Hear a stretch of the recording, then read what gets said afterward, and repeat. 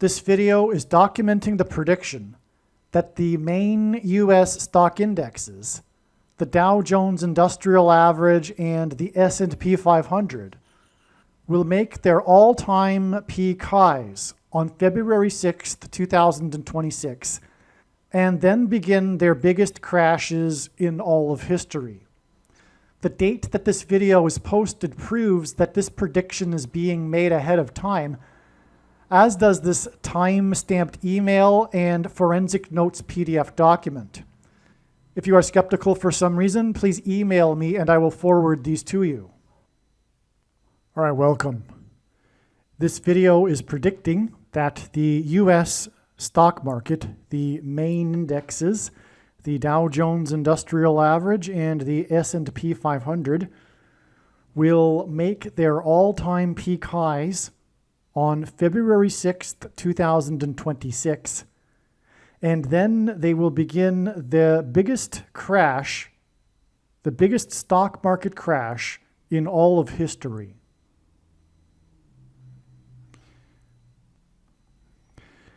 So to clarify a couple of things, I'm not predicting that the stock market will crash in one day.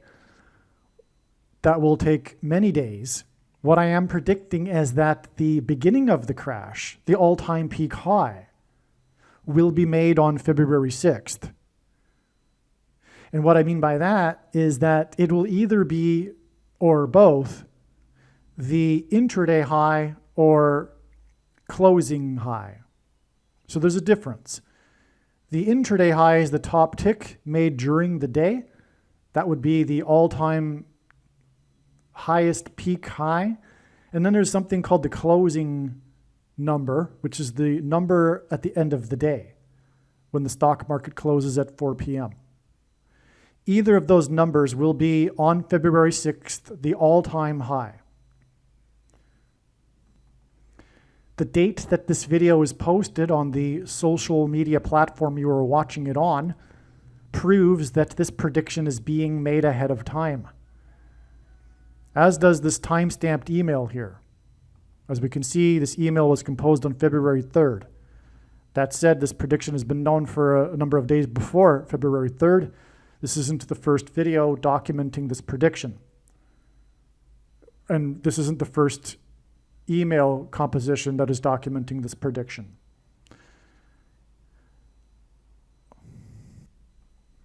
I want to be clear that predicting the stock market high, all-time high, in advance is quite something. There are people, of course, that are predicting a crash. There are others, very few though, that are predicting the biggest crash in history. But what I am saying is I'm calling the exact peak of the market. That's something entirely different. That can only be known through God.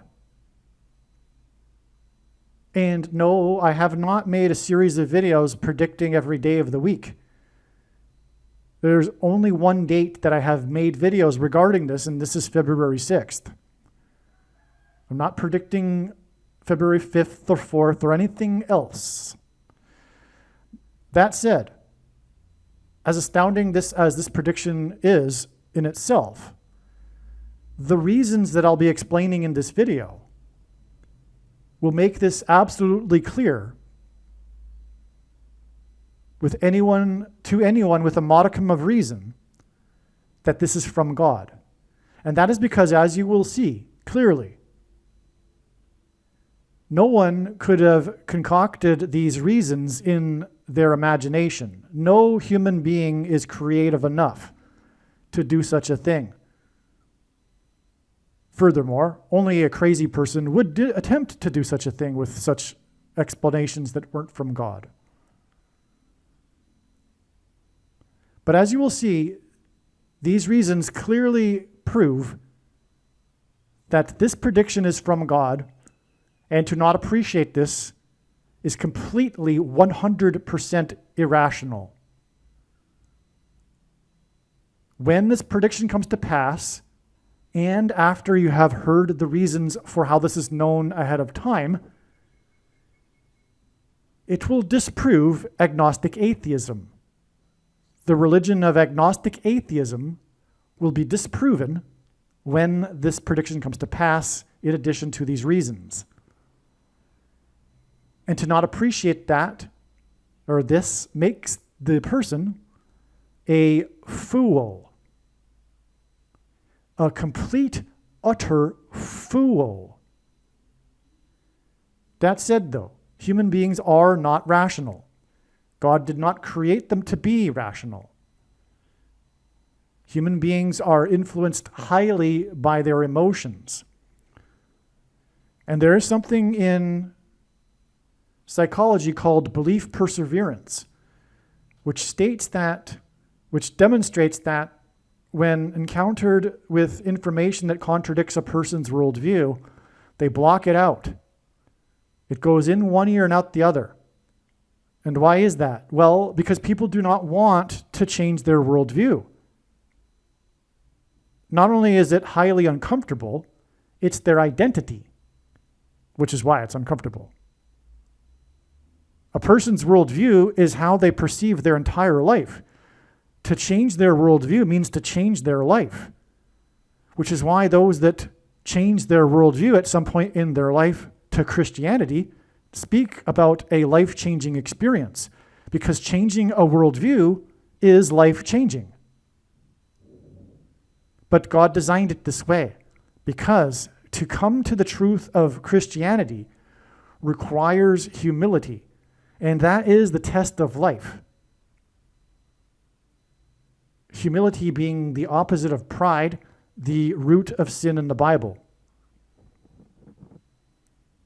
And so life is, if you will, a test, or more accurately or better described as being a choice. God did not desire to create a creature and then stand in front of it once it was created and say to it, "Welcome to life. I'm God. Love me." That wouldn't be genuine love. It would be like marrying a robot or an arranged marriage. No one wants to marry someone that is forced to.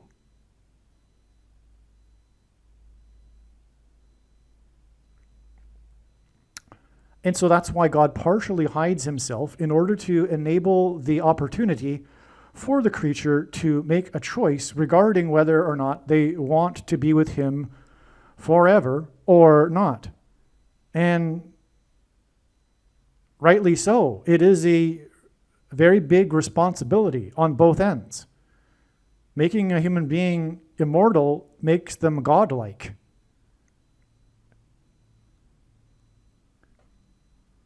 And one needs, or the desire to want to seek righteousness and be in that righteousness forever is a thing that must be chosen. And the truth of the matter is, the agnostic atheist chooses to ignore there's just not a way to describe it. It's truly spiritual. It's confounding to the person that knows how absurd it is to think that someone actually believes the core belief of that religion. Because every worldview is a religion, and the core belief of every religion, or every religion has a core belief. The core belief of the agnostic atheist religion is so absurd. And yet, at the same time, these people go through life thinking arrogantly that they are the enlightened ones. It's completely upside down. They are the biggest fools, and it's the majority of people in the West today that think that they are so intelligent and so enlightened when it's the exact opposite. They are fools, and willingly they choose it. Why do they choose it? Because the truth is they do not want there to be a righteous Christian God of the Bible as reality. It is icky for them to conceive of waking up in the morning and praying to a God, for example. They do not want to be accountable to a God for their sin, for example, and everyone is a sinner.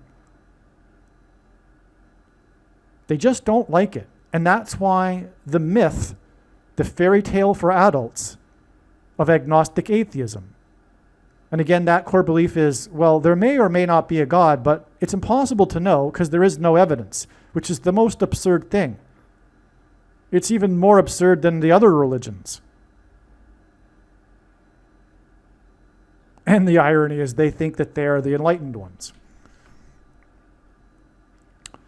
So anyway, the purpose of this prediction that is from God is for one thing, first, to prove that the righteous Christian God of the Bible is the true God. And I'll add this too. I'm not only after agnostic atheists here, I'm after the New Agers, which is actually the majority of Western people today. Because polls show and indicate that only about 13% of the population is atheist or agnostic atheist. Most people, if you ask them, do they believe in a God, they'll say yes, but not like the God of the Bible. It's more like an impersonal energy God, a collective consciousness type God, which really means that the Indian religion from East India has invaded the West and replaced Christianity, is what it is. But the New Age religion fits the baby boomer generation in that they are allowed to, for themselves, choose and create their own religion. And every individual has their own religion that they've compiled from bits and pieces of different things. It's the New Age, or New Spirituality, or whatever you want to call it. You, if you are in this camp, are also not in good standing. And I know that you think you are. And I know that you think you've had experiences in your life that confirm for you your worldview. But in 95%, I would say, or more percent of instances, these so-called experiences are demonic. That's the truth. And that also applies to Catholics. Catholics are constantly having spiritual experiences that they claim confirms for them their religion.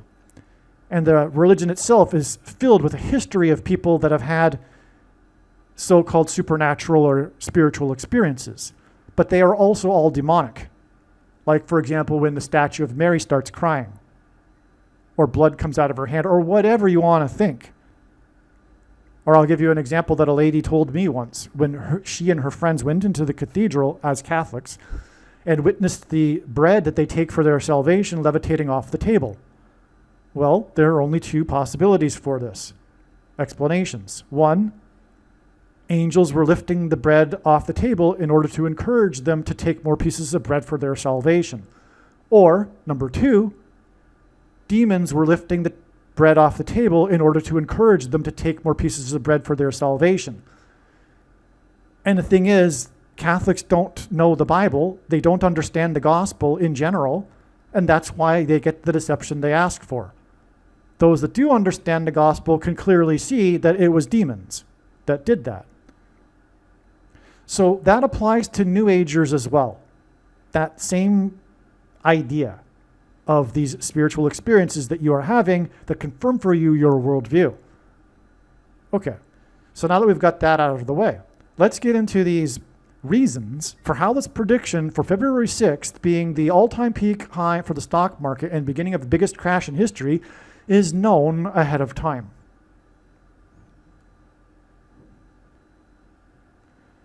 Obama's Secret Service code name was Renegade. Obama and Bruce Springsteen, Barack Obama, recorded the Renegades podcast on July 30th, 2020. By the way, that was also the day of the launch of the Perseverance rocket. Another prophetic sign, and it was also the day of the death of Herman Cain, the former presidential candidate, who was known for his 999 tax plan, 9 being the most important number in God's signs, God's true big picture of signs, patterns, and connections, which is only being explained on this channel. As from the Bible, the number 9 symbolizes God's judgment, and God repeats the number 3 times for emphasis of its symbolic meaning. And so the 999 guy, Cain, as in Cain and Abel, as in judgment on Cain in the Bible, died on this day, And it was the day of the launch of Perseverance, which hints at the coming requirement of perseverance of the saints in face of the Antichrist. Barack Obama, whose nickname from the Secret Service was Renegade. That's why the Renegades podcast was recorded on this date. Now, this date, July 30th, 2020, and by the way, the Perseverance was in the middle of the, early days of the CVD disease hysteria, and that's all about the mark of the Antichrist, which the saints will need to persevere through.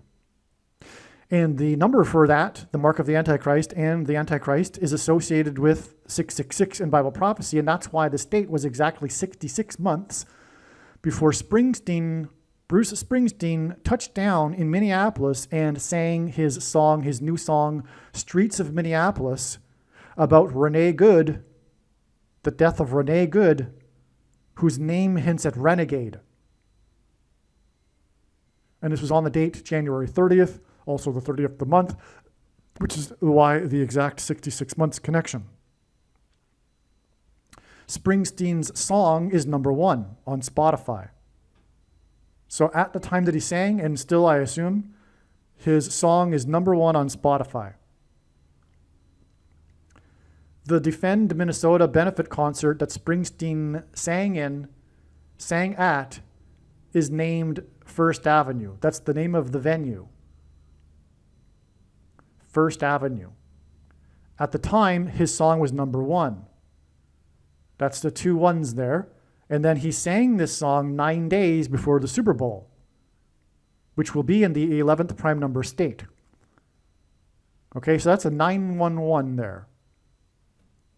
This hints at 9/11 in 2001, and also Revelation 9/11, describing the rise of King Apollyon out of the bottomless pit.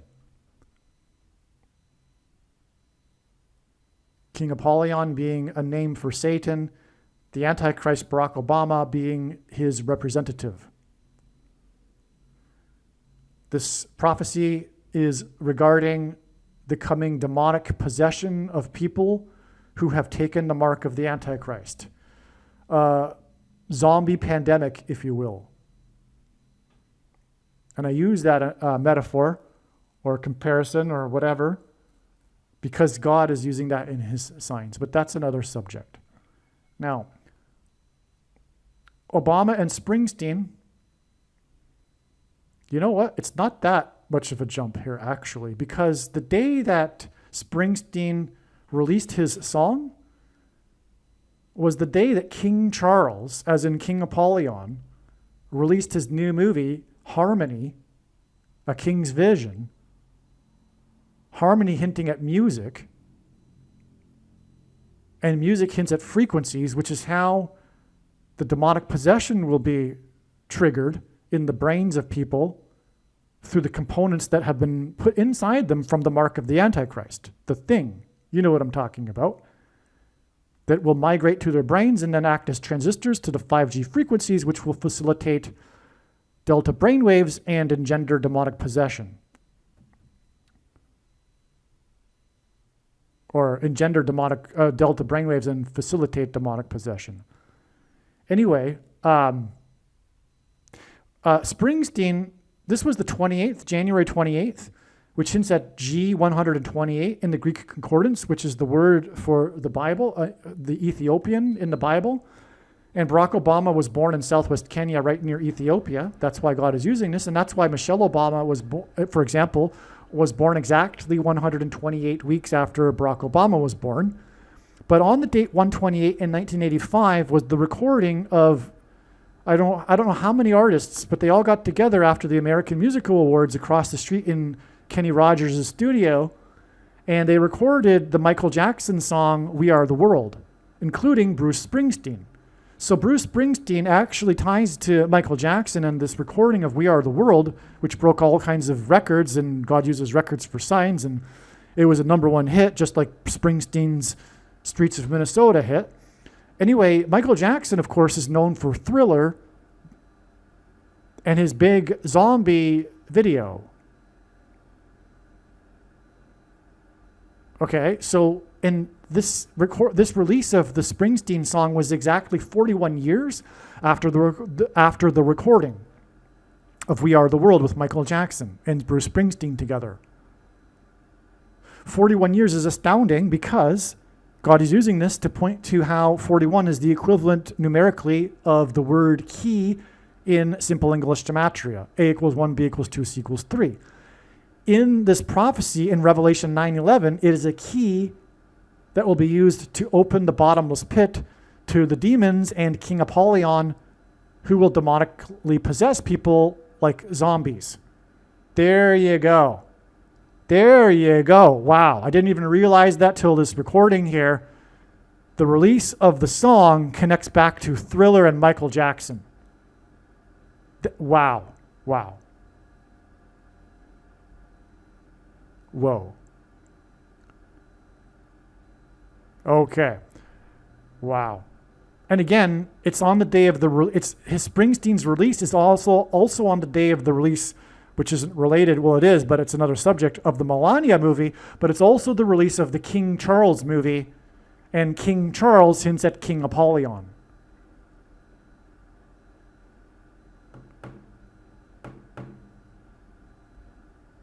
Yeah.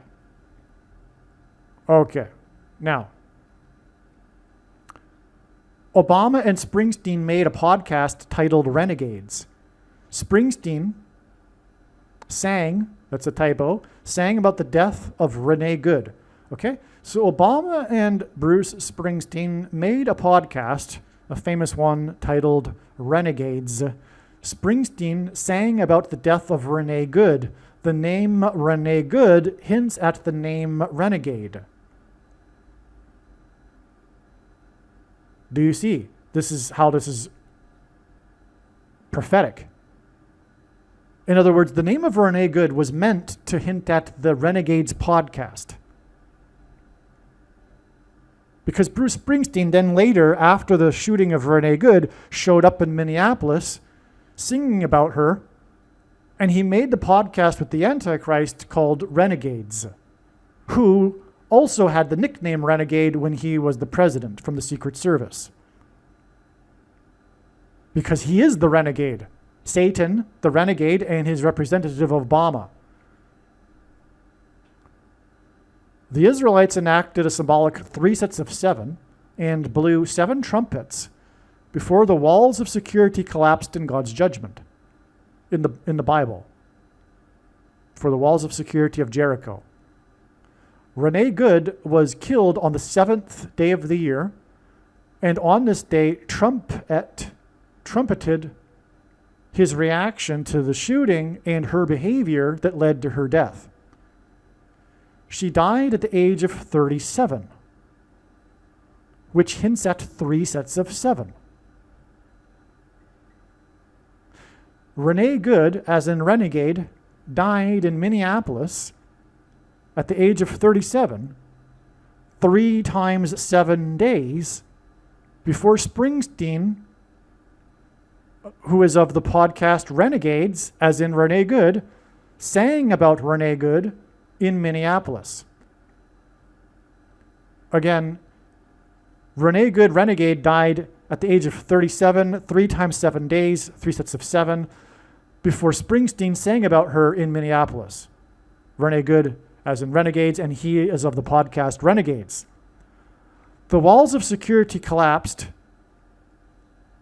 on Jericho after the Israelites enacted a symbolic 3 sets of 7, and Renee Good died at 37, 3 times 7 days before Springsteen sang his song Streets of Minneapolis. Well, let me repeat that. The walls of security collapsed after a symbolic 3 sets of 7, and Renee Good died at 37, 3 times 7 days before Springsteen sang his song Streets of Minneapolis. This hints at Wall Street and the coming collapse, as in the walls of security collapsing in God's judgment, of America's stock market on Wall Street. Finances are America's source of security, as in walls of security. Wall Street was named after the 9-foot-high wall of security that the Dutch built to keep the British and the Indians out. On 9/11, trumpet, God's trumpet that he uses for trumpeting signs, was a part of the biggest sign of all, the 9/11 sign. On 9/11, trumpet called in to Channel 9 News and inadvertently trumpeted that his tower at 40 Wall Street had become the tallest tower in Lower Manhattan. The 40th prime number is 173. Rene Good died at 37, as in 3 sets of 7 walls of security, on the date 1/7, January 7th, 30 days before the predicted peak and beginning of the collapse of the stock market on Wall Street. The date 1/7 plus 30 days hints at 173, the 40th prime number. In other words, Trump's trumpet of the death of the 37-year-old, as in 3 sets of 7, and trumpets being blown after the symbolic 3 sets of 7 before the walls of security of Jericho collapsed. Trump's trumpet of the death of the 37-year-old and the connection with the 40th prime number is a prophetic trumpet that has been blown by God prior to the collapse of the U.S. stock market on Wall Street. And again, Trump trumpeted his tower at 40 Wall Street after the towers collapsed on 9/11 in Lower Manhattan near Wall Street. This is an amazing trumpet from God about the coming collapse of the stock market. I'll repeat this. The date 1/7 plus 30 days hints at 173, the 40th prime number. The 30 days gets us to the predicted peak, February 6th. In other words, Trump's trumpet of the death of the 37-year-old, and that's relevant because trumpets were blown after a 3 sets of 7, and then the walls of security collapsed. So Trump's trumpet of the death of the 37-year-old and the connection of the 40th prime number gives us this connection and is a prophetic trumpet that has been blown by God prior to the collapse of the U.S. stock market on Wall Street 30 days after the date 1/7. And it's all relevant because of Trump's trumpeting of his tower at 40 Wall Street on 9/11. And so this will prove everything. Now, believe me, I know far better than you or anyone the reason and purpose for this prediction that is from God, that I have just made, that's backed up by the reasons that are clearly not from my imagination. If you think that, you are a fool. I know far better than you the reason and purpose for this prediction that is from God and why God has given me a voice through this prediction. And it is not for you to go, oh, cool, neat, amazing. You were able to know the peak of the stock market ahead of the time. Wow, God is great. That is not the purpose of this prediction from God. The purpose of this prediction from God is to prove every single controversial thing that I have said in this video. There is no debate at all, period, regarding anything controversial that I have said in this video. Do you understand? Am I clear? I have identified the second of the two antichrists here. That is not up for debate. It is now time for the evangelicals to stop playing the antichrist guessing game that they love to play because of their false heretical doctrine of salvation that has them interpret what is holding back the Antichrist in 2 Thessalonians chapter 2 as the Holy Spirit, and therefore implies that the identity of the Antichrist cannot be known ahead of some vague thing that they're not even clear about. it's time to stop. And I'm telling you this with authority that this is the purpose of the prediction. I hope I'm clear. It's time to stop. Obama is the second of the two antichrists. Case closed. That's the purpose of this prophecy. The reason why 1/3 of the Bible is prophecy is for the purpose of proving it, and this is like prophecy. The other thing that's controversial is what the mark of the Antichrist is. The thing was and is the mark of the Antichrist in its current form. It does not need an additional something to go with it, such as an additional technology or false form of religious worship. For those who are wise, it did come with a false form of religious worship, which was the worship of the state and leftist politics, and it does not require a supposed new age of dispensation after supposedly all quote-unquote Christians will be raptured. In fact, one of the main reasons why the vast majority of quote-unquote Christians have already taken the mark of the Antichrist is it is in fact judgment for this particular doctrine that is the Nicolaitan doctrine of our day that Jesus said he hates in the book of Revelation and is coming to make war with the sword of his mouth on those that teach and have the works that are a product of this doctrine, which is dispensationalism, which is the package that free grace and cheap grace, or once saved, always saved, comes in, with its close cousin, sovereign grace, Reformed theology, which comes in the package of Calvinism. That is the Nicolaitan doctrine of our day. That is also indisputable. It is not up for debate. I'm not going to explain anything more regarding that because I've explained it too many times already in other videos. And furthermore, if you are a Christian, you need to watch the 23 church signs video on this channel. Okay, so those are the main controversial things that I'm proving here. Of course, like I said at the beginning of the video, I'm also proving the controversial claim that the righteous Christian God of the Bible is the true God. All right, before we continue with the rest of this video, just a couple of more insights here regarding this profound insight that was discovered during the recording of the video, like I was saying.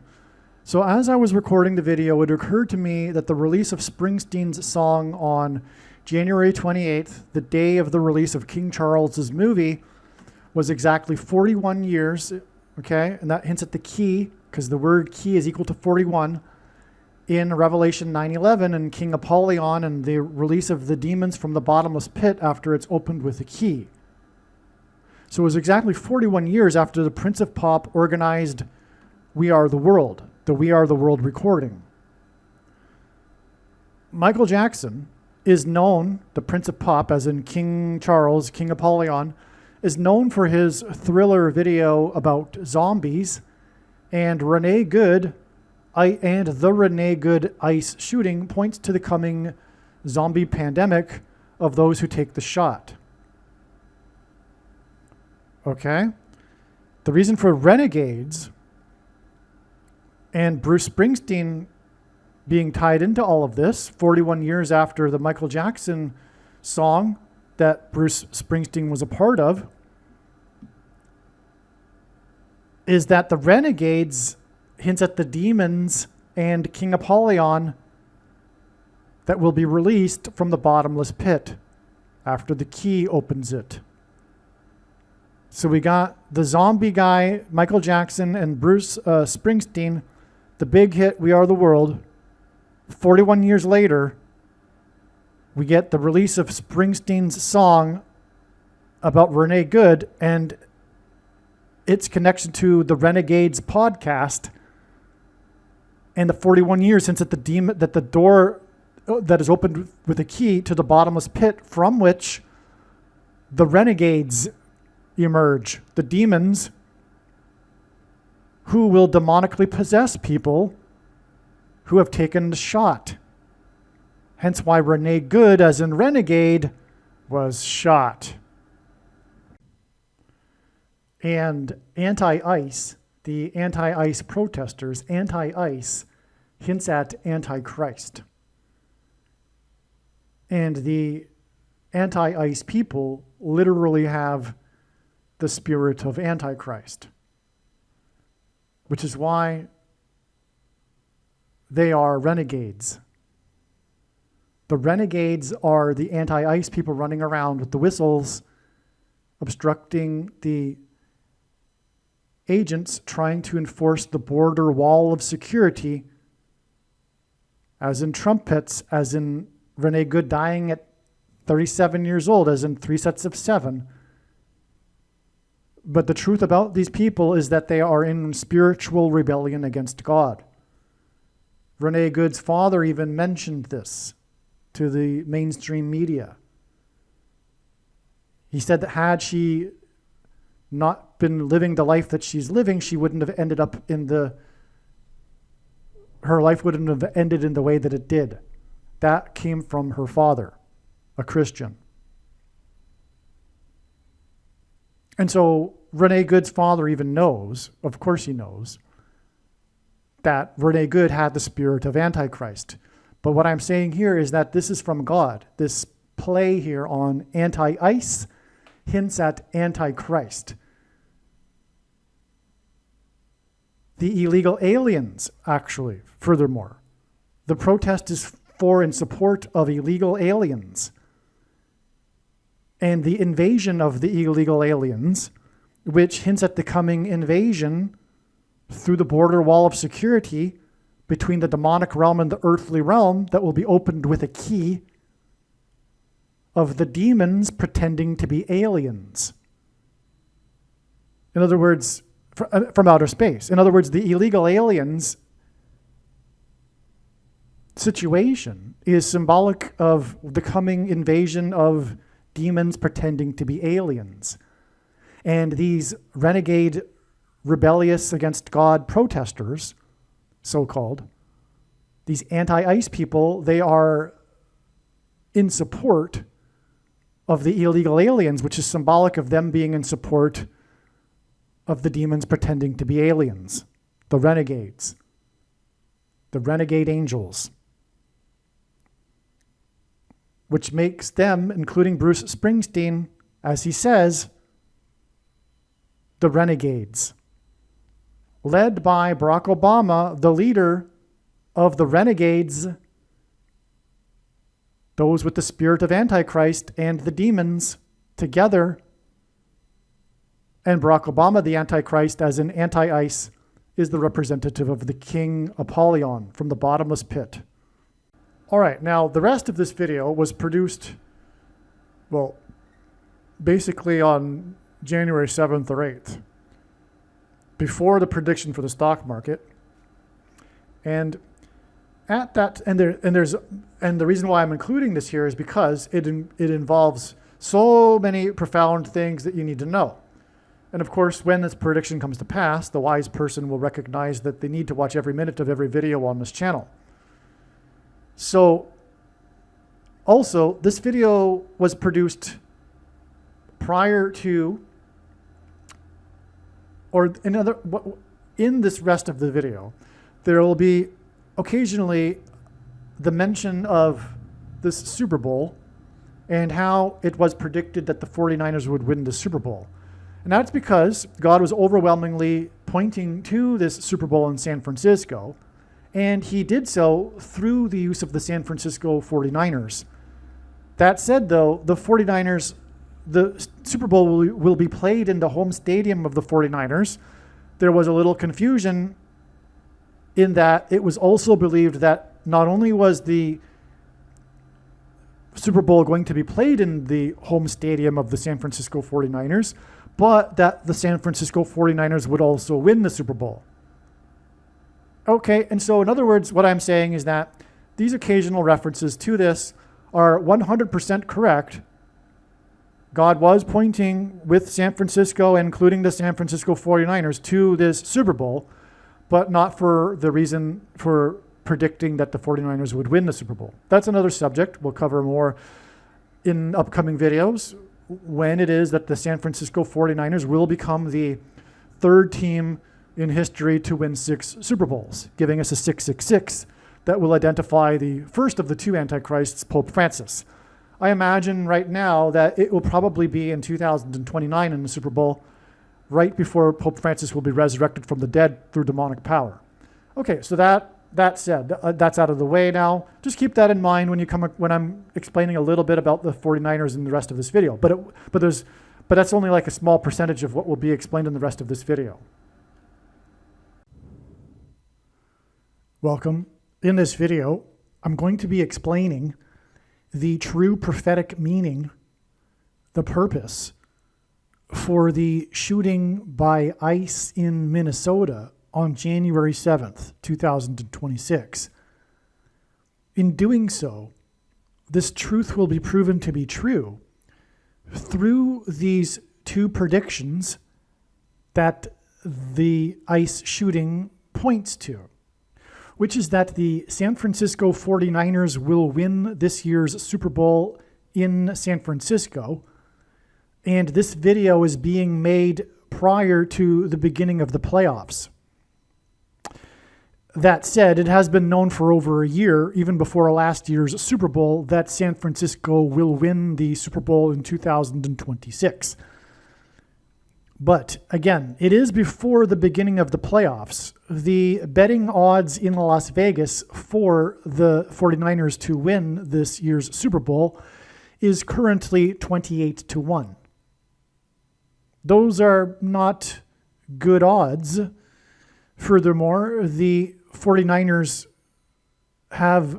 will have to play the entire postseason on the road until the Super Bowl, because the Super Bowl will be in San Francisco, their home stadium. And that'll be part of the story, actually. How the San Francisco 49ers had a long road trip route to the Super Bowl in order to play the Super Bowl and then play the Super Bowl in their home stadium. Guaranteed that will be a part of the news story, the media story regarding this year's Super Bowl. And the reason for that is to highlight the fact that they are playing in their home stadium.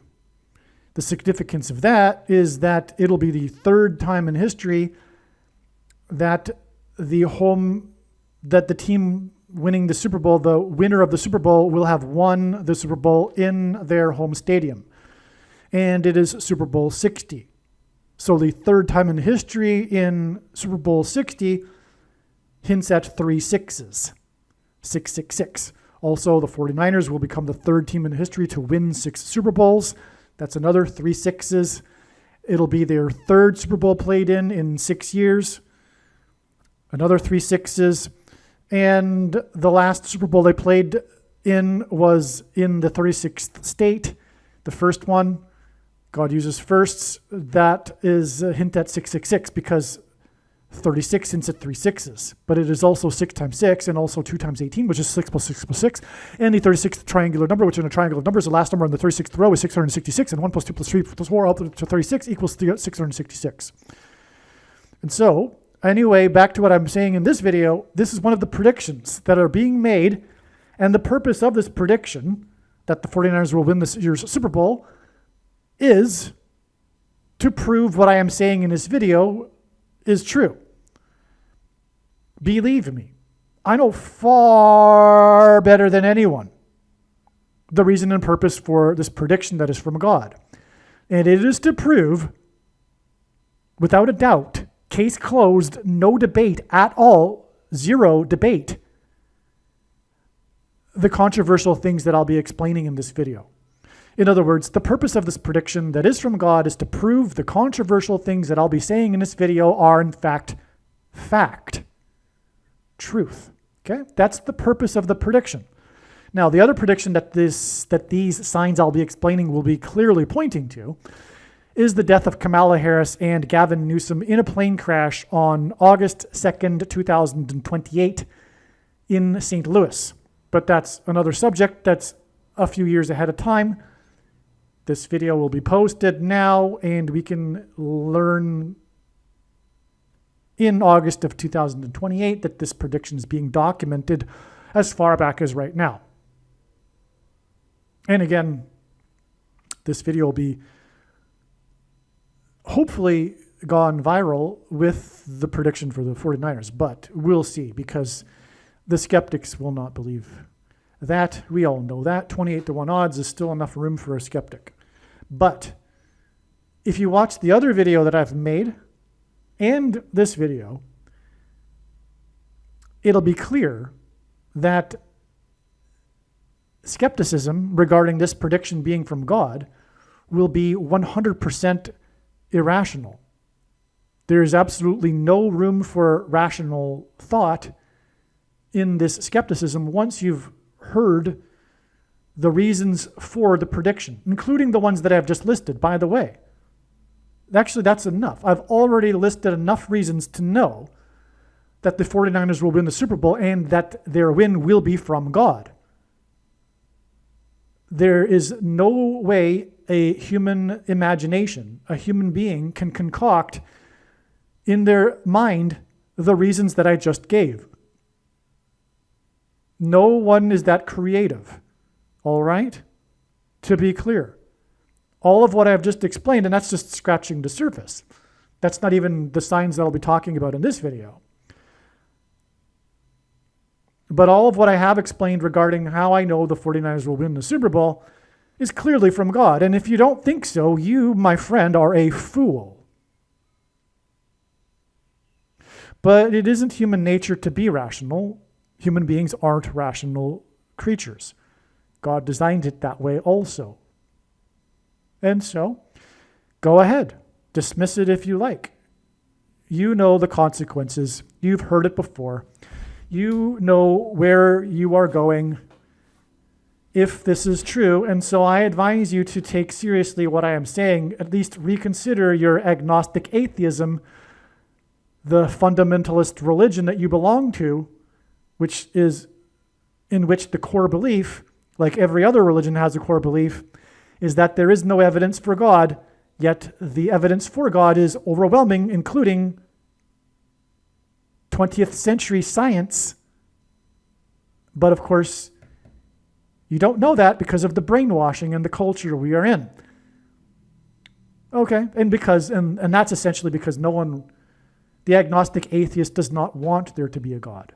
It's icky for them. They do not like the idea of having to pray to a God every morning and to be thinking about God or being accountable to a God for whatever, that sort of thing. And so, you can tell yourself rational reasoning for why there's no evidence for God, but it's a lie. It's not only a lie, but it's an absurd lie. It's so outlandish. It's so ridiculous. The evidence is overwhelming. And so, but like every religion, it has a core belief, and that's the core belief of agnostic atheism, which is a religion. It's a dogmatic religion, that there is no evidence for God. And and what I mean by that too is it requires faith. Far more faith, the way that the agnostic atheist understands the term faith, far more blind faith than it requires to believe in a God. In fact, believing in a God requires no blind faith. It's actually just reality. It's just the facts. It's just evidence, But you ignore that at your own peril, including this evidence in this video, which is this prediction. And again, the prediction will be proven to be true with the things that I'll be saying, right? The reasons for how I know cannot be invented in a human mind. You will see that. I'm about to share with you some truly astounding information, mind-boggling information. Stay tuned. And it's going to get more interesting as we go. It's just going to build. That's the nature of this information. Things will build on themselves, and it'll reach a climax, and it'll be a wow. Don't skip ahead because you'll miss the point. You have to have it build. You have to understand the background of the information. And so let's get into it. Now, as we can see here, this email was composed on January 9th, okay? This is before the playoffs begin on January 11th, all right? And also the date that this video was posted proves the prediction is being made ahead of time. The post date of the video you were watching on whatever social media platform you were watching it on. And no, I don't know anyone at YouTube in order for them to fix the date, if that were even possible. But besides that, I've posted it on multiple, or will post it on multiple channels, different platforms. And so, all right. But anyway, if you are skeptical, I'll forward this email to you, and you can see the post date, the timestamp on this Google email here, okay? Now, what we are talking about in this video occurred on January 7th, and it's the report of this woman who was shot while she was obstructing ICE. Depending on which team you're on and which side of the media you get your media from, you will have a different understanding regarding what happened. And the media of the left is the lying version, and the media on the right isn't the lying version. And I mean that literally.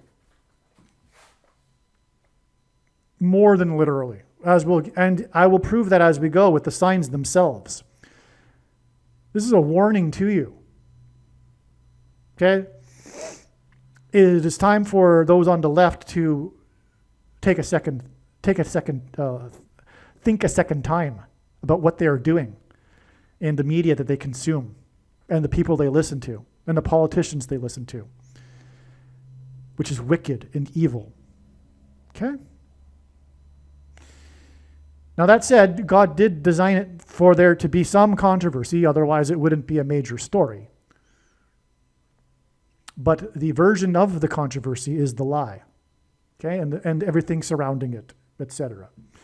But that's a long story, and it'll take a long time for that person who is in that camp to rewire their brain, because they've wired their brain and their worldview, and it's the way God designed it, and it's extremely difficult to unwire and figure out where they're wrong. Because this is all spiritual, it's because way back at some point in their life, they began choosing the wrong road, and it builds successive wrong decisions. Successive decisions to choose to believe the lie because they like the lie just builds, and it's just caught to the point for many people where they're beyond the point of return. They're going to go to hell, but that's a result of a lifetime of choosing to believe in lies. And they're so into the lies now that they can't see straight anymore. And so Satan is having his way with them like little children, little naive children that don't know, like babies.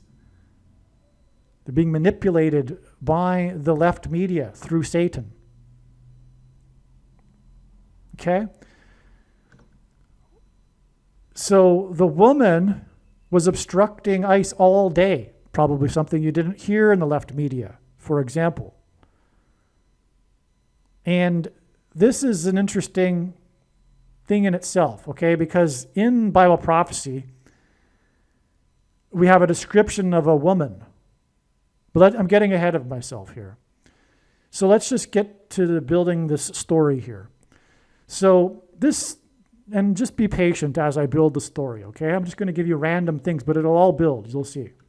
So January 7th was 3 months or 92 days or 13 weeks and 1 day. This is my friend writing me this. This is the more interesting one here. This 13 weeks and 1 day after the closing stock market number, which was on October 7th. And that day, which was prophetic, and we knew it at the time, the stock market, the S&P, closed at 6,754.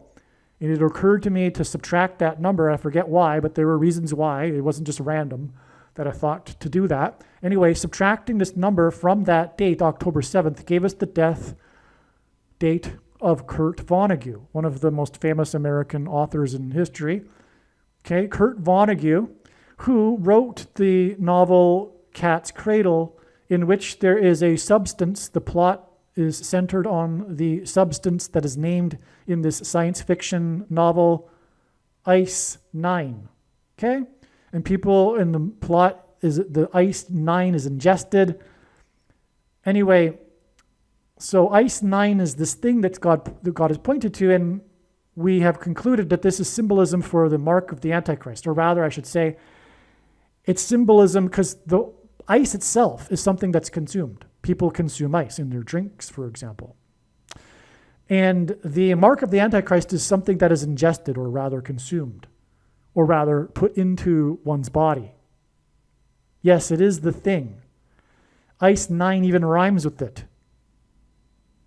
It's the V-A-C-C-I-N-E. The begins with a vax and ends with a in. Okay? Ice-9. Now, the what confirms this too is that the shooting was in Minnesota. Minnesota is the 32nd state. 13 weeks and 1 day hints at G131, which is the word in the Greek concordance for blood disease, which is what a person gets once they have taken the thing. Okay? And what is the thing? It is the SHOT. It is the shot. And that's why shootings, including mass shootings, this isn't a mass shooting, but mass shootings and this shooting in God's signs are symbolism for the shots. The things that come out of guns and go into people are symbolic of the things that come out of things and go into people. That's why this occurred in the 32nd state. And that's because also the 32nd prime number is 131. So we have this 13 weeks and 1 day connection, and the 32nd prime number is 131 to hint at G131, which confirms the connection to the sign that pointed to Kurt Vonnegut and ICE 9. And of course, this is an ICE shooting in the 32nd state. The woman reportedly shot is a white liberal woman named Renee Nicole Good. If you could call her a liberal, we would also prefer to maybe to call her a radical leftist. But then again, the word liberal today doesn't really mean the classical liberal, because the true liberals today are conservatives. Okay? And so this woman, the radical leftist, crazy Karen woman, Renee Nicole Good, okay, who was obstructing the ICE vehicle with her vehicle on the road to obstruct U.S. national law enforcement on the road. And I do mean to laugh at that, because it is tragic, but it is silly. And it is characteristic of a woman that's just, that has no man in her life, basically. This is the big underlying problem of society in Western culture today, is the independence of women. Because it is related to the original sin, which is independence from God. And so that's what happens to women that have become brainwashed with ungodly ideology, a replacement with true, reality about God, with another ideology, another religion, which is for the left, politics and worship of the state. And that's her, right? So she's gone mad.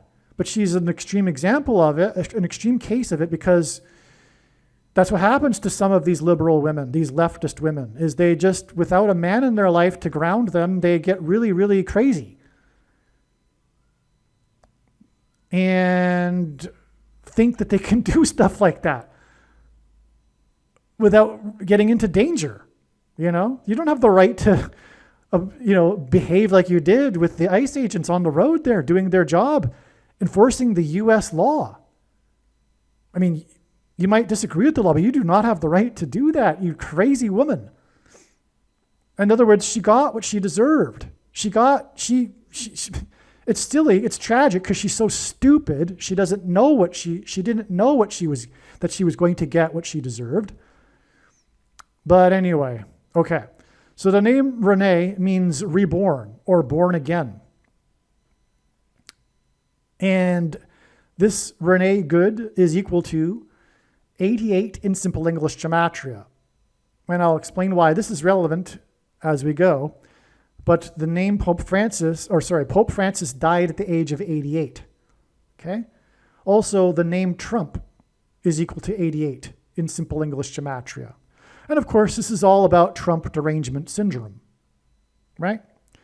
Because of course there were ICE in the Obama days, and the people that are angry about ICE right now were angry from the very beginning, long before they did anything different than what ICE did during Obama years, right? It's just Trump derangement syndrome. It's a sickness. It's an illness of the mind. And it's spiritual, though, because Trump is God's trumpet. trumpeting his signs, and they are having a spiritual reaction to it, although they don't recognize it. They don't know what they're doing. In other words, they have the spirit of Antichrist. Who is Pope Francis? Okay, so Renee Good is a good example of someone who has the spirit of Antichrist.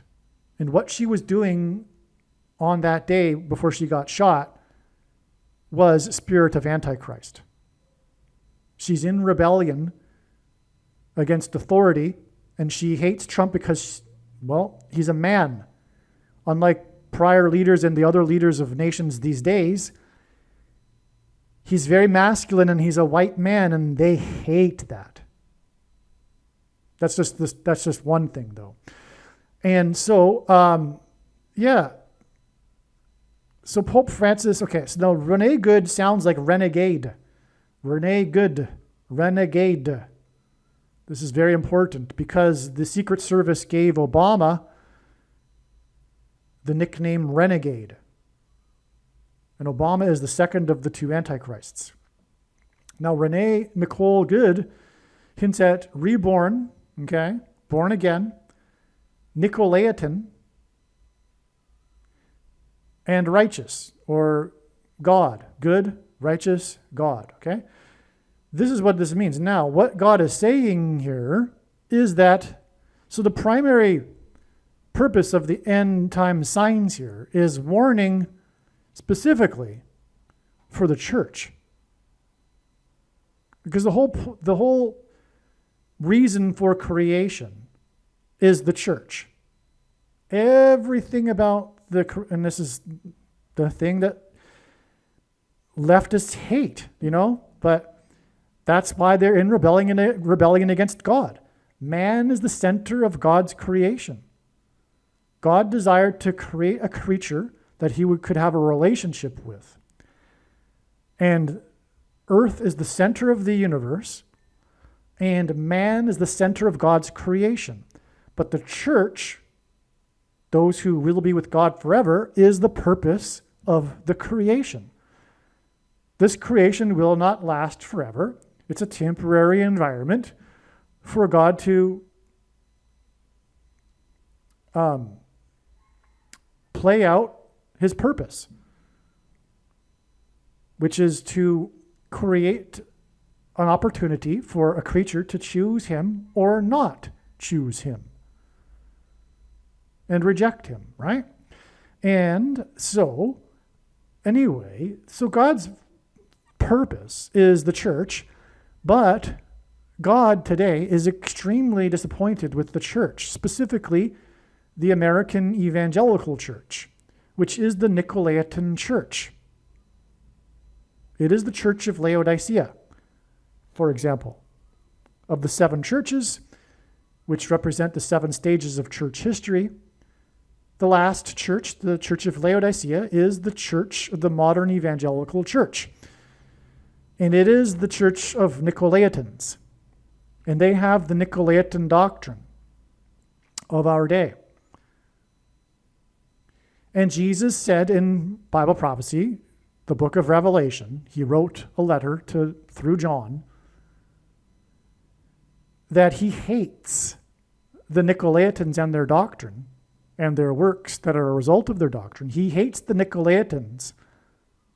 And he hates the Nicolaitan doctrine. And he is coming to make war with the sword of his mouth, as he said, on those that teach and have the works that are a product of this doctrine. Now, what is this doctrine? And how come we don't know what it is? Well, that's because the church is led by Nicolaitans who suppress this information that it is the Nicolaitan doctrine that they preach. What does the word Nicolaitan mean? It's a Greek cognate that means ruling over the laity. Okay? The Nicolaitans of today, the pastors, preachers, priests, not preachers, priests, bishops, reverends, popes, etc., they'll tell you that, well, this Nicolaitan thing in the book of Revelation, we don't really know what he was talking about. So let's just move on, basically, is what they'll say. It's just these bad Christians that were disappointing Jesus. That's what they'll say.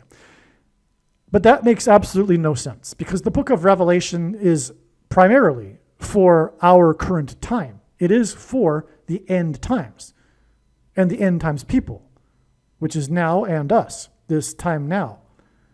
And so Jesus also mentions this Nicolaitan twice in the book of Revelation. Do you really think that it was meant to be obscure what he was intending to convey, communicating? Do you really think that Jesus would do that? Does that make sense to you? Of course it doesn't. So why don't we know?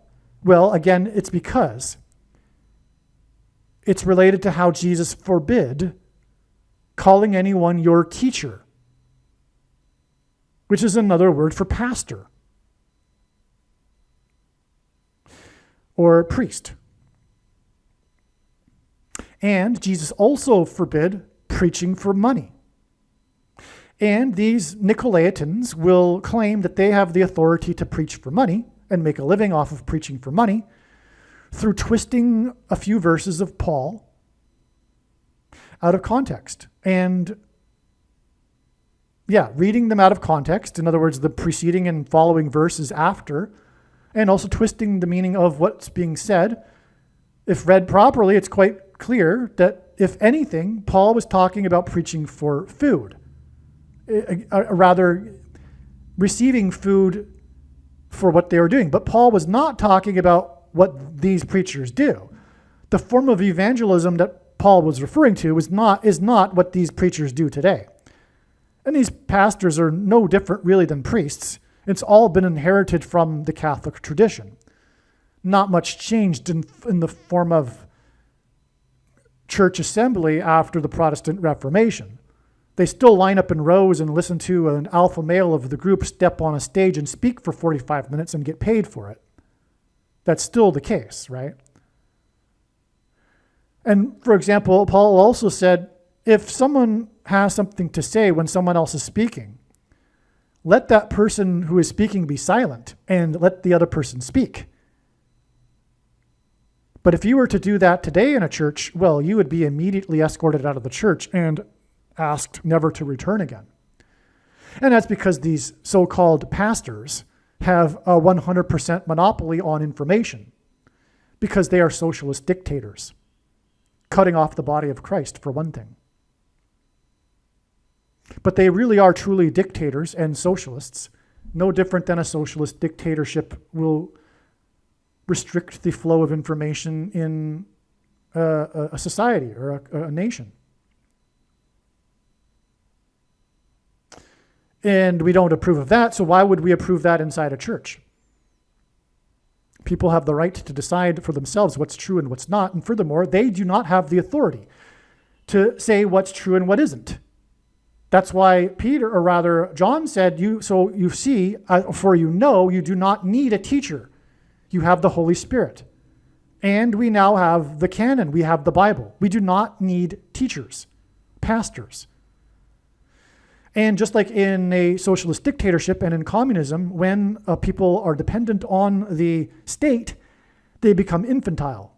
They become immature citizens. Well, that's the same when a preacher spoon feeds their congregants and they're not responsible for their own learning.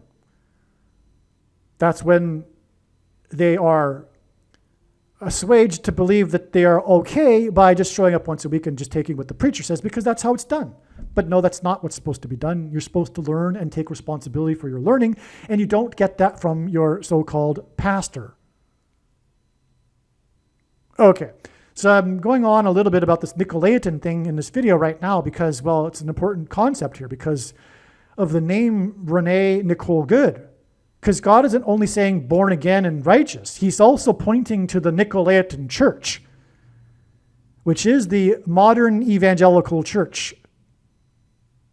And what is the Nicolaitan doctrine? It is free grace, or cheap grace, or once saved, always saved, which comes in the package of dispensationalism. And free grace has a cousin, sovereign grace, which comes in the package of Calvinism, Reformed theology. The Reformation was a revivification of Augustinianism, because Luther was an Augustinian monk, a member of the Augustinians, the sect, and Calvin titled his writings Systematic Augustinianism and only quoted Augustine, none of the other early church fathers, which contradict Augustine, not just occasionally, but constantly. And also Calvin disparaged the other church fathers, that came long before Augustine in the 4th century. The other church fathers that in the 1st and 2nd centuries either knew one of the apostles or personally, or knew someone that did, and also spoke the original Greek. And when we get into the writings, we can see of the early church fathers and not Augustine, we can see that Calvinism is ridiculous and not true, and Reformed theology, right? But it is the Nicolaitan doctrine of our day. And this is, for example, why we have the Nicolaitan church of our day, because Calvinism has experienced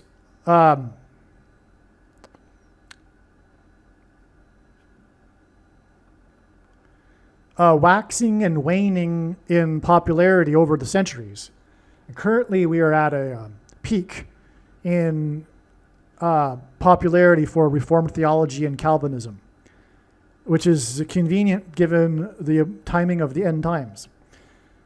And so, now everything that I've just said is 100% true. I mean, this is the purpose of this prediction that is from God, as I explained at the beginning. It is to prove the controversial things that I am saying. To not appreciate this is to not appreciate this prediction that is from God and this video and video channel.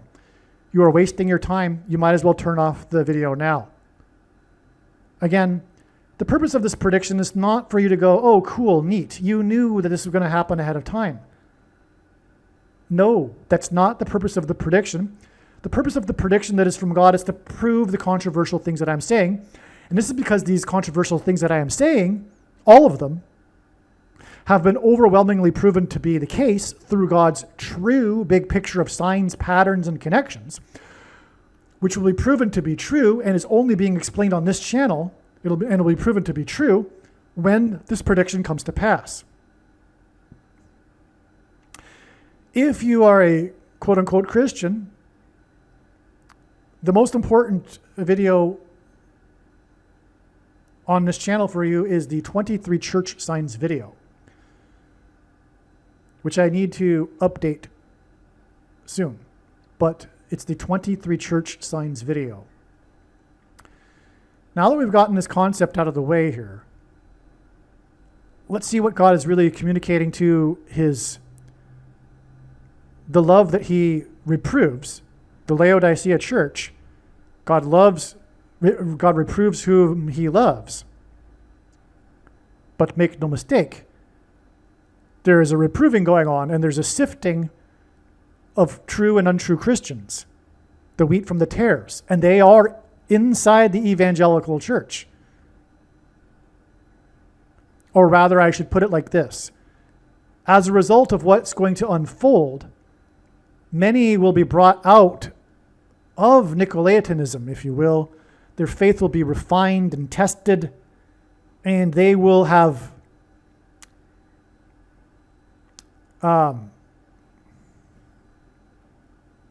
actualized their faith, if you will.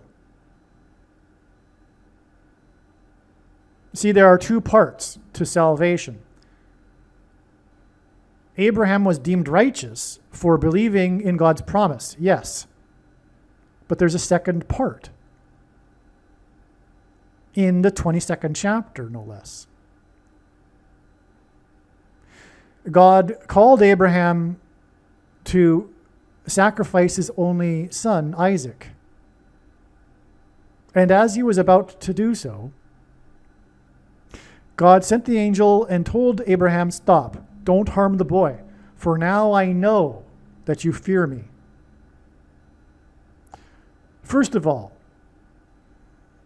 predestination is not true.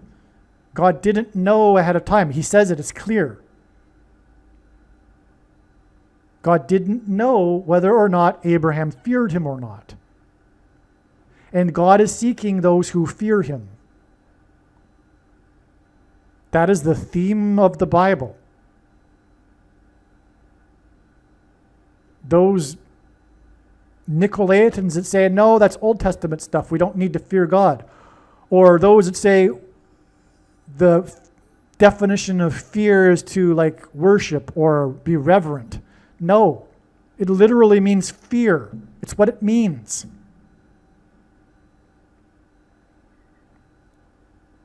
When you fear God, it's a gift from God. It's not a negative, it's a beautiful thing. And God is looking for those who fear him, not just believe in him. Because as James said, so you believe in God, good for you. Even the demons believe. He was saying that sarcastically. So what? So who cares if you believe? The question is, do you fear God? Because as James said, faith without works is dead.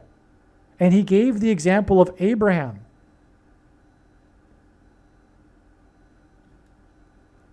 As well as Rahab, who believed and feared God so much that they were willing to trust him and demonstrate their faith. You see, one's faith is not actualized until they demonstrate their faith or they live out their faith. Christianity is a doing, not an intellectual assent to the correct doctrine, like the Calvinists believe. That's why the Calvinists squirm in their seats when they hear this stuff, because it threatens their salvation in their mind, because they believe they are saved through intellectually agreeing with the correct doctrine. It's absurd. And these thousands of different sects, different denominations, that each by definition have a way of contradicting the teachings of Jesus, by the way. But to actually believe that one is saved through intellectually believing the correct, precise thing is absurd. How in the world would anyone believe that? I don't know. But it comes from hundreds of years of institutionalized brainwashing in the system and the moneyed church, which is why Jesus forbid teachers and preaching for money, because he knew this is exactly what would happen. He knew that we would get these errors, such as Catholicism and essentially modern day Protestantism. Just a different error, that's all. Catholics are in error, but so are Protestants. All right, now, where was I?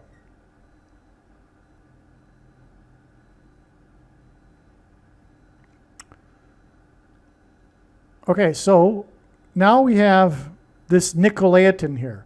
Now there is a city that God uses in his signs to symbolize the Nicolaitans. It is the home of the seminaries that churn out the Nicolaitan quote-unquote pastors. By the way, one more thing about pastors.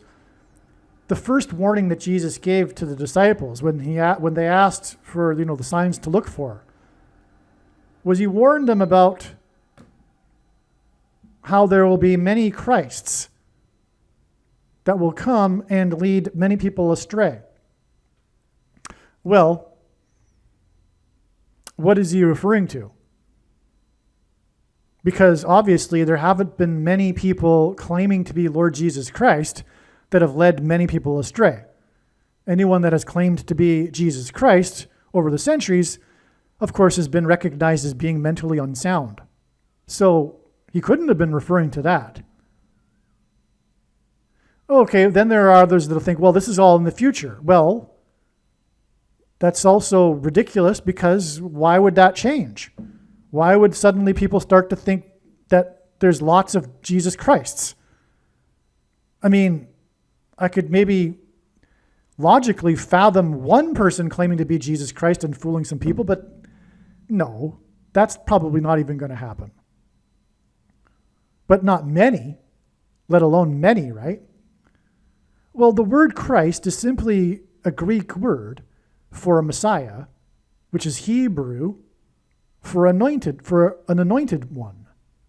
So Jesus was warning that there would be many claiming to be anointed ones that would lead many people astray, which is exactly what a pastor is. Someone who claims to be an anointed one. And today it is more dangerous than ever to be following a pastor.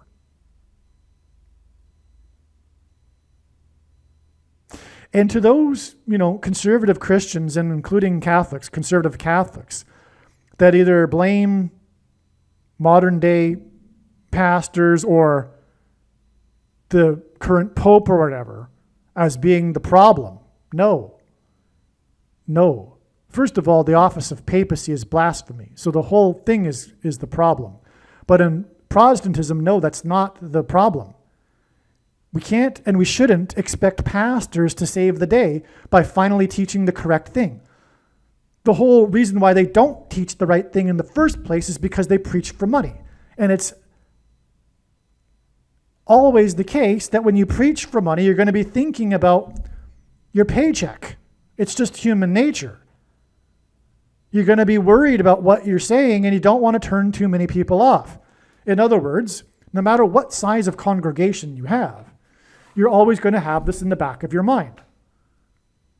That's assuming you even had the correct doctrine in the first place, because if you're a Nicolaitan, a holder of the Nicolaitan doctrine, you don't. If you've been taught in Dallas, for example, you don't. But it's like McDonald's, right? There's a term for it. It's a business model. But McDonald's is successful because it churns out the most basic, minimal possible product that will appeal to the most number of people. That's that model of business, right? And that's a lot of churches today. It gets watered down.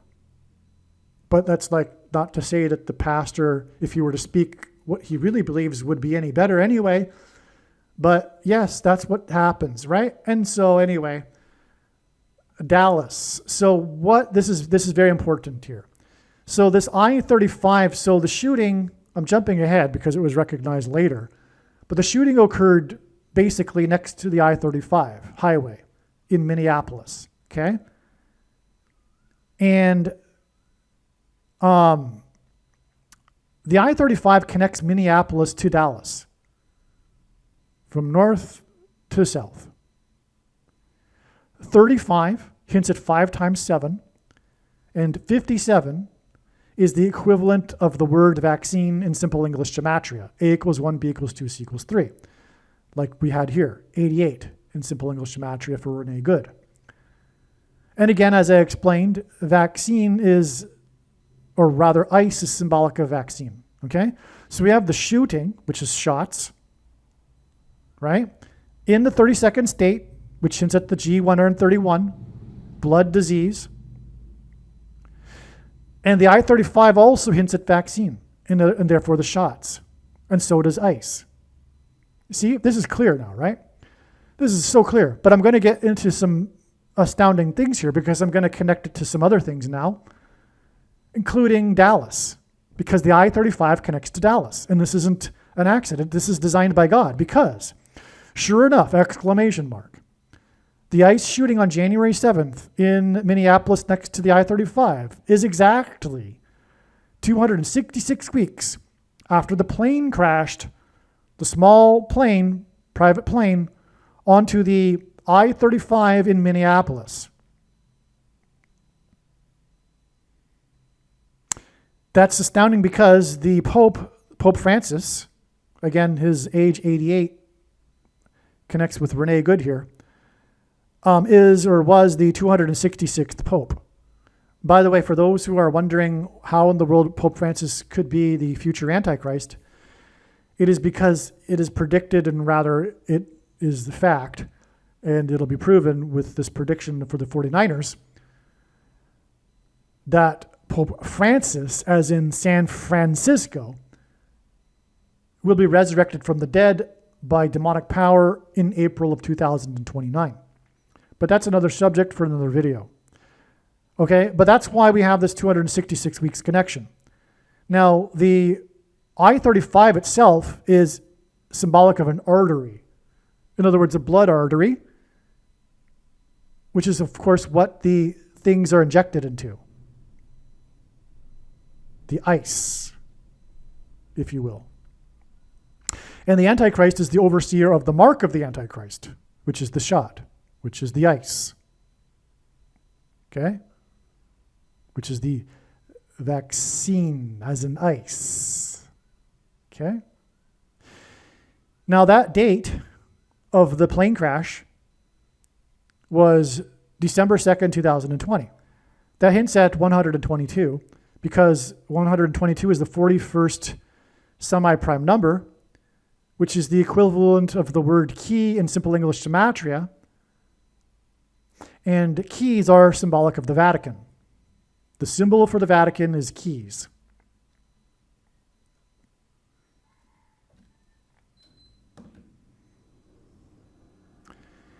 The plane was piloted by a man who had represented America in international aviation competition, which gives us symbolism for America. This is a judgment sign, prophetic sign of judgment for America, but specifically the American Evangelical Church. And again, the I-35 in Minneapolis connects to the I-35 in Dallas. This is a blood artery, if you will, that's nonstop, goes from one city to the other.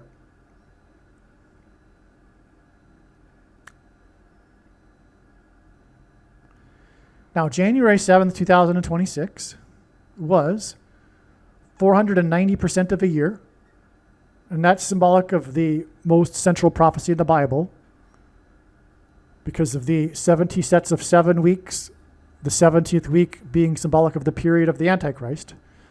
Okay, so this is a prophetic number, and it involves the Antichrist.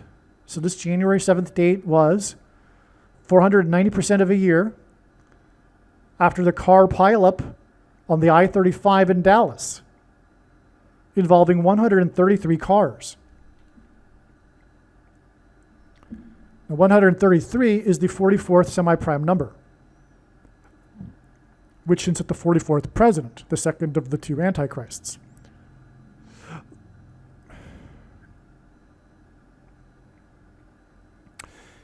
The car pileup in Dallas happened, I think it was the result of fog, if I recall. It happened early in the morning near a hospital, near the off-ramp to the hospital, that was at the time undergoing a shift change. And so the majority of people in the crash were hospital workers. This was on February 11th, 2021, when the VACCINE, was first rolled out. The clogged travel artery in Dallas was symbolic of clogged arteries from things, from shots. It happened on the I-35. 35 equals 5 times 7, which hints at vaccine. Which is 57 is equal to vaccine in Simple English Gematria. It happened in Dallas, the capital of evangelicalism and the Nicolaitan doctrine. Now, one thing I forgot to write here, I'm just realizing, is that, by the way, speaking of shootings and the I-35 in Dallas, the 35th president was shot as his vehicle was going on to the on-ramp to the I-35. In other words, way back in 1963, this was a prophetic sign that pointed to the mark of the Antichrist, which will be enforced by a president.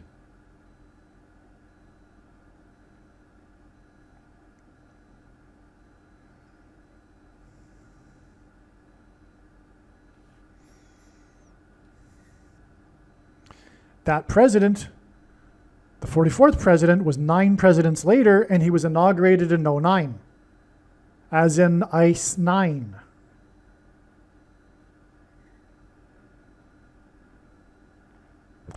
The president was shot in the head because these marks of the Antichrists that people take ultimately put things inside of their brains which will act as transistors to the frequencies that will trigger, engender delta brain waves that will facilitate demonic possession of the people who have taken the mark of the Antichrist. That's the symbolism in the 35th president being shot in the head as he was getting onto the on-ramp of the I-35 in Dallas. Again, Dallas, because the primary purpose of God's signs and the creation is the church. And through all of this, what's coming is God will be compelling the Nicolaitans to finally stop being Nicolaitan and actualize their faith and demonstrate their faith through their actions, through their response to the mark of the Antichrist. Okay, so the car pileup on the I-35 on the date February 11th, which since at 2 times 11 equals 22, which is symbolic of the mark of the Antichrist in God's signs. Because the inverse of the mark of the Antichrist would have been described in the book of Ezekiel, which was a Tav mark. Tav is the last and 22nd letter of the Hebrew alphabet. The mark of the Antichrist is described in the last and 22nd book out of 22 books in the Bible that have a total of 22 chapters. And also the mark of the Antichrist alters a person's chromosomes. And a chromosome comes in pairs. A chromosome comes in, well, there's 2 arms in a chromosome, but they come in pairs. So 2 and 2. And so the car pileup on the I-35, which again, the 35 hints at the 57, which hints at the vaccine. It's on the date that hints at the mark also. And it was the 9 plus 11th prime number of days after the plane crash on the I-35 in the 32nd state, which gives us the 32nd prime number in G131, which is blood disease. And again, the car pileup occurred next to the hospital with hospital workers, right when the thing was being rolled out. And the I-35 is a travel artery that symbolizes clogged arteries when a plane crashes on it or there's a car pileup, right? And so these, and also, as I just said, the mark of the Antichrist ultimately is leading to demonic possession, which is described in the 9th chapter of Revelation and is symbolized by Revelation 9:11, which is why the 9 plus 11th prime number of days between these 2 I-35 clogging prophetic signs.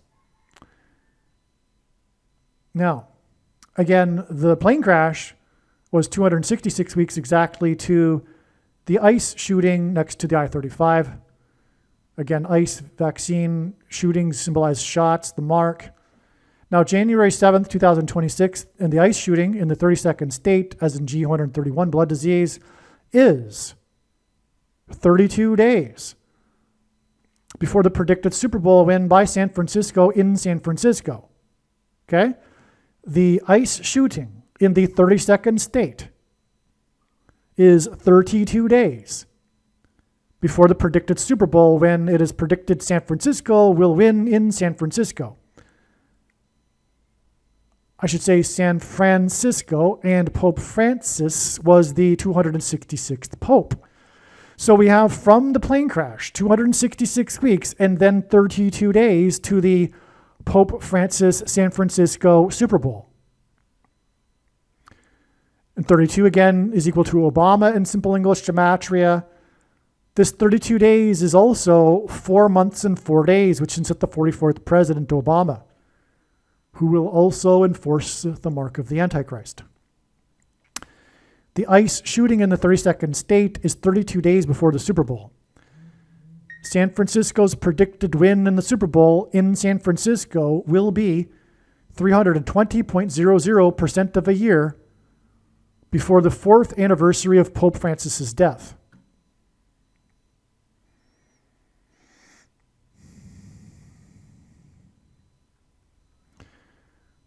Which is also, by the way, the 2 + 2 year anniversary, which gives us 22, which symbolizes the mark. The car pileup on the I-35 in Dallas was 490%, as in Daniel chapter 9, of a year before the ICE shooting in Minneapolis in the 32nd state. The ICE shooting in the 32nd state is 1,170 days before the predicted demon pretending to be Mary. Now, 1,170 days hints at 117, which is the number that symbolizes Rome. It was the year in which ancient Rome reached its maximum expansion before contracting geographically. Okay, but 1,170 is also 390 plus 390 plus 390. And God repeats a number 3 times for emphasis of its symbolic meaning.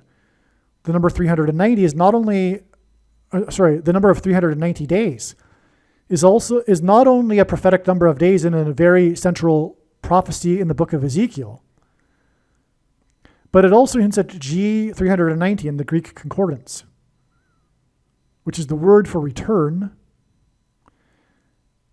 which James used when he quoted Amos 9:11 regarding the return of the Lord to rebuild the temple.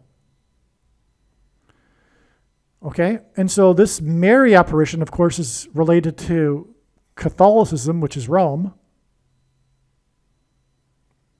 Okay, so the ICE shooting connects to the Mary apparition.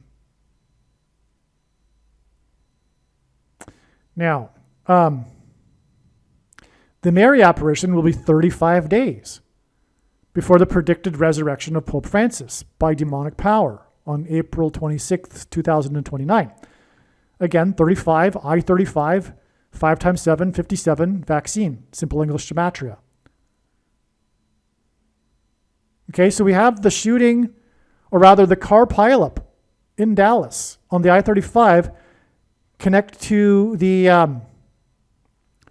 it connects to the plane crash on the I-35, which connects to the shooting next to the I-35 on January 7th this year, which then connects to the Francis Super Bowl, which then connects to the predicted apparition of Mary by demonic power. Well, all Mary apparitions in history have been demons pretending to be Mary to fool Catholics that barely know the Bible and worship Mary, because as 2 Thessalonians tells us, we get the deception we ask for. And so people who worship Mary are worshiping demons, and they will get what they ask for, which is a demonic apparition of Mary. By the way, Catholics are constantly having supernatural experiences, which are in truth demonic, for the purpose of confirming for them to trick them into continuing to believe their Catholicism, their pagan religion, their man-made religion on top of the Bible, which the popes do not have the authority to create. the ICE vaccine shooting, and yes, that's Catholicism. It's, some people are so ignorant, but Catholicism is centuries of successive pope doctrines. The whole worship of Mary thing didn't come overnight. Well, actually, it kind of did, because when Rome converted to Catholicism, it didn't do away with its ancient pagan religion. It just repackaged it into a new form and a wrapper that looks like Christianity. So in other words, the worship of Mary is simply the worship of the fertility goddess repackaged. And all, ancient art of the worship of the fertility goddess is the exact same as the art of the Madonna, the Mary with the baby Jesus in her hands, in her arms. It's the same thing. The worship of Ishtar, Isis, Aphrodite, Venus. It's all the same as worshiping Mary, just repackaged. And the thing that God hates the most in the Bible, if you know the Bible, is the mixing of true religion with false pagan religion, which the Jews were ultimately exiled to Babylon for. Which is why Babylon is symbolism for pagan religion, which is why Peter, in his writings in the Bible, referred to Rome as Babylon. And no, Peter was never in Rome. Okay, and so ICE, the vaccine, in other words, because of ICE 9, shooting, as in Mark, in the 32nd state, as in blood disease, G131, next to the I-35, as in 57, as in vaccine, was at the intersection, as in X, as in Mark. God uses the X, which is the Tav, by the way, in ancient Hebrew. Symbolism for the mark of the Antichrist. Intersection of 34th Street, probably, and Portland Avenue.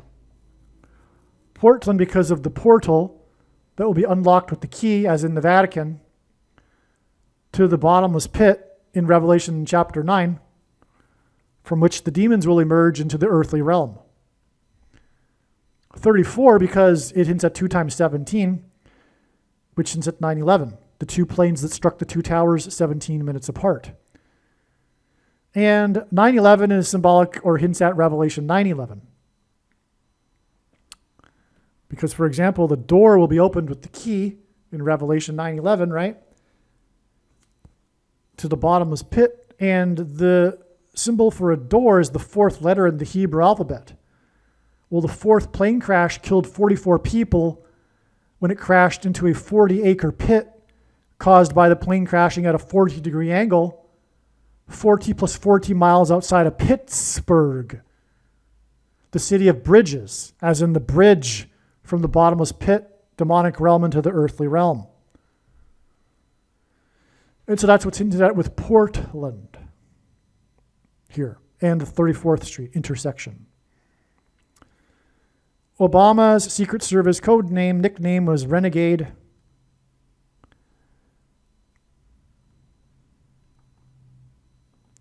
The day of the plane crash onto the I-35, as in vaccine, 57, in the 32nd state, as in G131 blood disease, was also the day of the prophetic Rockefeller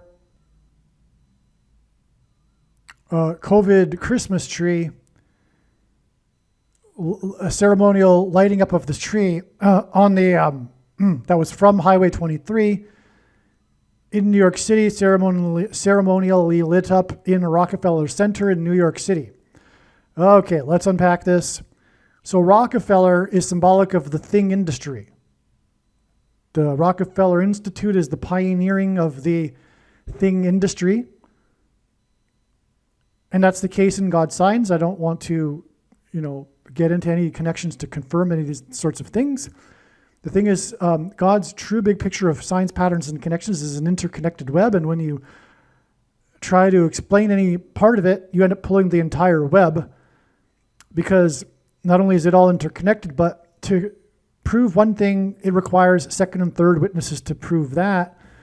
And those things in themselves require second and third witnesses to prove those things, and so on and on into infinity. And it really is infinite. And anyway, this is how God's true big picture of signs, patterns, and connections works, which is only being explained on this channel. It works on the principle of second and third and multiple witnesses confirming a matter as the Bible says is required. All right, now, so what's with this? So there was this Rockefeller Christmas tree. It was a national news story because, well, two reasons. One, the media said when it had arrived that it was sickly looking. And it might just have been psychological, because when a Christmas tree is cut down and then folded up to transport it, the bottom branches aren't as full. It's when you let the branches fall again, it looks more full. But anyway, the internet was commenting because of the period of the lockdown that this tree perfectly symbolized the COVID year, because it was sickly looking, it was, scraggly looking. Anyway, also an owl was found in the tree. The first mention of the word owl in the Bible is Leviticus 11:17. In Zechariah 11:17, the Antichrist is described, and H 11:17 in the Hebrew concordance is the word Bama, capital B, Bama, which means high place. This tree was a very tall tree, as are Rockefeller trees, so it was a high place. And Obama was known to be a night owl. He is the Antichrist, and he was known to be a night owl. This was in stark contrast with his predecessor, who was known to be an early bird. And God designed it that way to highlight how the fact that Obama is the night owl, which gives us what I just talked about. Now, the reason why Obama is prophetic, it's not just that it rhymes with Obama, but the name Barack Obama in Hebrew means lightning from heaven. Jesus in Luke 10:18 said that he saw Satan falling like lightning from heaven. Barak means lightning. Bama means high place, which in the Bible is a metaphor for heaven, as for example it is said that Lucifer fell from the high place. And O, in the language Jesus would have spoken, Aramaic, is the word for from. And so Barack Obama means lightning from heaven. Either Jesus didn't know what he was saying when he said this, or he knew there would be a famous president named Barack Obama and said this anyway, or he was revealing the identity of the Antichrist. Obviously, I should say, either Jesus didn't know what he was saying, or he knew that there would be a famous president named Barack Obama and said this anyway, knowing that it would confuse us, or he was revealing the identity of the Antichrist. Obviously, the latter option is the only one that makes any sense. And that is, of course, not even scratching the surface of all of the prophetic signs that identify Obama. In fact, 90% of God's prophetic signs identify Barack Obama as the Antichrist. It's the building block of the prophetic signs, and it is a shameful thing that evangelicals and those that also claim to be watching for prophetic signs don't know this. And the reason why they have missed the vast majority of the prophetic signs, one of the reasons, is that they fail to accept that God would reveal the identity of the Antichrist through prophetic signs, because of their heretical doctrine, which is expressed through their interpretation of 2 Thessalonians chapter 2. Since this video is about Pope Francis, let's talk about that. So the heretical doctrine of the Nicolaitans has it that what's holding back the Antichrist in 2 Thessalonians is the Holy Spirit. But that's silly, no offense, but that's silly, because Paul is talking about a he and a what. Why would he refer to the Holy Spirit as a he and a what? Furthermore, he was speaking cryptically. And he said that the Thessalonians knew what he was talking about. So if he was talking about the Holy Spirit, why didn't he just say the Holy Spirit? Why did he need to speak cryptically and also remind them that they knew what he was talking about? Well, the reason is because had anyone in possession of the letters would have been in danger had he spoken plainly, because he was speaking of ancient Rome. The he and the what is the capital of Rome moved by Constantinople, the he and the what. When he moved the capital from Rome to Constantinople, Constantine, which cleared the way for the rise in power of the bishops of Rome, who became popes. And furthermore, the prophecy also speaks of this Antichrist taking a seat, and Peter's chair is the symbol of Rome in the Vatican, right?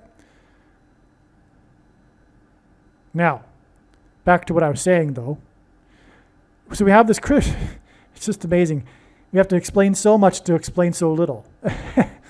So, the Rockefeller Christmas tree. Okay, now, Rockefeller and his institute caused the pandemic in 1918, the Spanish flu, which wasn't a respiratory virus, contrary to the propaganda from the NIAID and a paper authored by none other than the wicked liar of liars, Anthony Fauci. Supposedly they got some virus isolated from a corpse in frozen Scandinavia and claimed that it was the Spanish thing, but it's a lie. And the truth is that it was a bacterial pathogen. And it was the result of the experiments that were done at Fort Riley in Kansas during World War I with the soldiers. Anyway, so we have this Christmas tree at the Rockefeller Center. We know the significance of Rockefeller and God's signs because of this. We had the owl in the tree, okay, because Obama is the night owl. And it was cut down next to Highway 23 and transported down Highway 23 to New York City. Obama wore number 23 in high school basketball, and the mark of the Antichrist alters a person's 23 pairs of chromosomes. Okay, now the tree was ceremonially lit up in the Rockefeller Center, and this was the same day that the sky was lit up over New York State with a massive fireball. The video footage of the resultant flash of light across the sky was captured from the CN Tower across Lake Ontario and also near Niagara Falls. Now, the CN Tower in God's signs is symbolic of the Tower of Babel.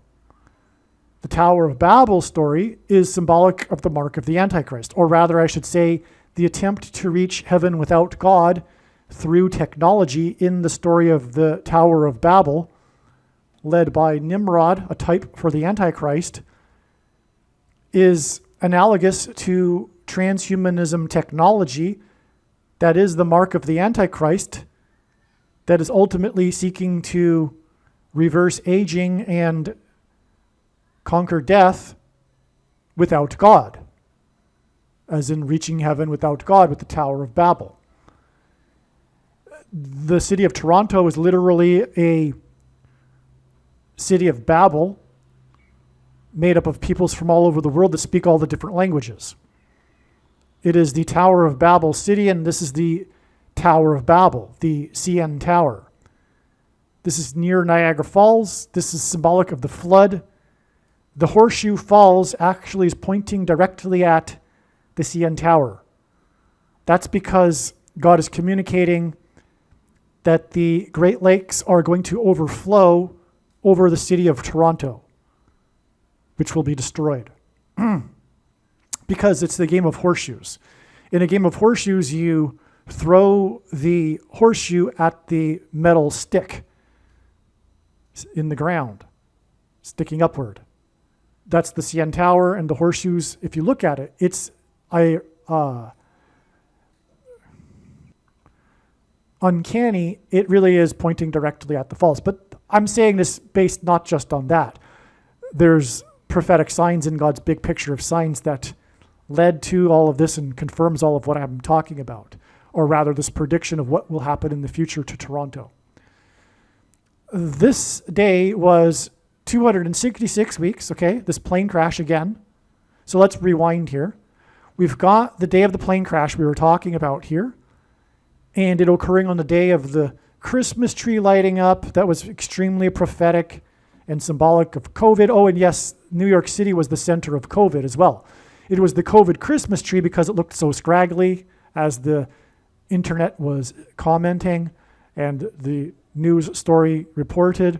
And then also, this was the same day that the fireball lit up the sky over New York State and over the Tower of Babel. And of course, the Tower of Babel, the tree, Rockefeller, it's all about the VACCINE, which is the mark of the Antichrist, the transhumanism technology, as in the technology to reach heaven without God, immortality without God, transhumanism technology. Now, this will all be promoted by the resurrected by demonic power Pope Francis, the 266th Pope, and this VACCINE Signs Day was exactly 266 weeks. And again, the artery was clogged, don't forget, with the plane crash. The 266 weeks exactly to the ice shooting in the 32nd state, which is 32 days before Pope Francis is before the Pope Francis Super Bowl. But what I mean by that is that the San Francisco 49ers will win the Super Bowl in San Francisco. Something that occurred to me just last night is that the name Francis is made up of 7 letters. And so San Francisco winning the Super Bowl in San Francisco gives us a 7 times 7, which is 49. The name of the San Francisco football team, the 49ers. Again, Obama is equal to 32 in simple English gematria. A equals 1, B equals 2, C equals 3. ICE is equal to 17, and the date that this ICE shooting occurred was on the date 1/7, which hints at 17. Minneapolis is located on the 44th parallel, which hints at the 44th president, whose name equals 32. This is in the 32nd state. Also, the only president to serve more than 2 terms was the 32nd president, but Barack Obama will likewise serve more than 2 terms. That's also why his name equals 32, or rather the president who served more than 2 terms was the 32nd president. Okay? 44th parallel, 32nd state.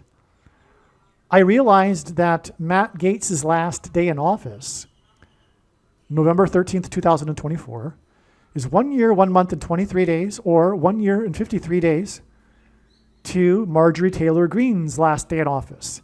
And these 2 politicians, these 2 members of Congress for the Republican Party, are like brother and sister in a way ideologically. They were rebels, they were fierce, they were speaking the truth. God used these people for prophetic signs. It's not about the person. That's the deceiving thing. That's the whole point. Jesus warned to not judge by appearances. This is why Trump has the personality that he has, and I personally like his personality, but others don't. And Obama has this personality that everyone loves. It's because Jesus warned the exact thing. Those that will be deceived will love Obama and his personality. But those who love righteousness and truth will recognize that Obama constantly lies. Constantly bald-faced lies. Well, the left constantly lies anyway, but the lies that come out of that man's mouth. But it's astounding that the majority are so far deceived. They're so lost that they don't recognize it. In other words, they so love lies. They are so spirit of Antichrist that they love the Satan's representative, the Antichrist. And that's exactly how we would expect and how it is described in Bible prophecy. Okay, and so that's why he's the Antichrist, Okay, now on this same day, this January 7th day of the ICE shooting, we have God's voice for truth regarding the VACCINE.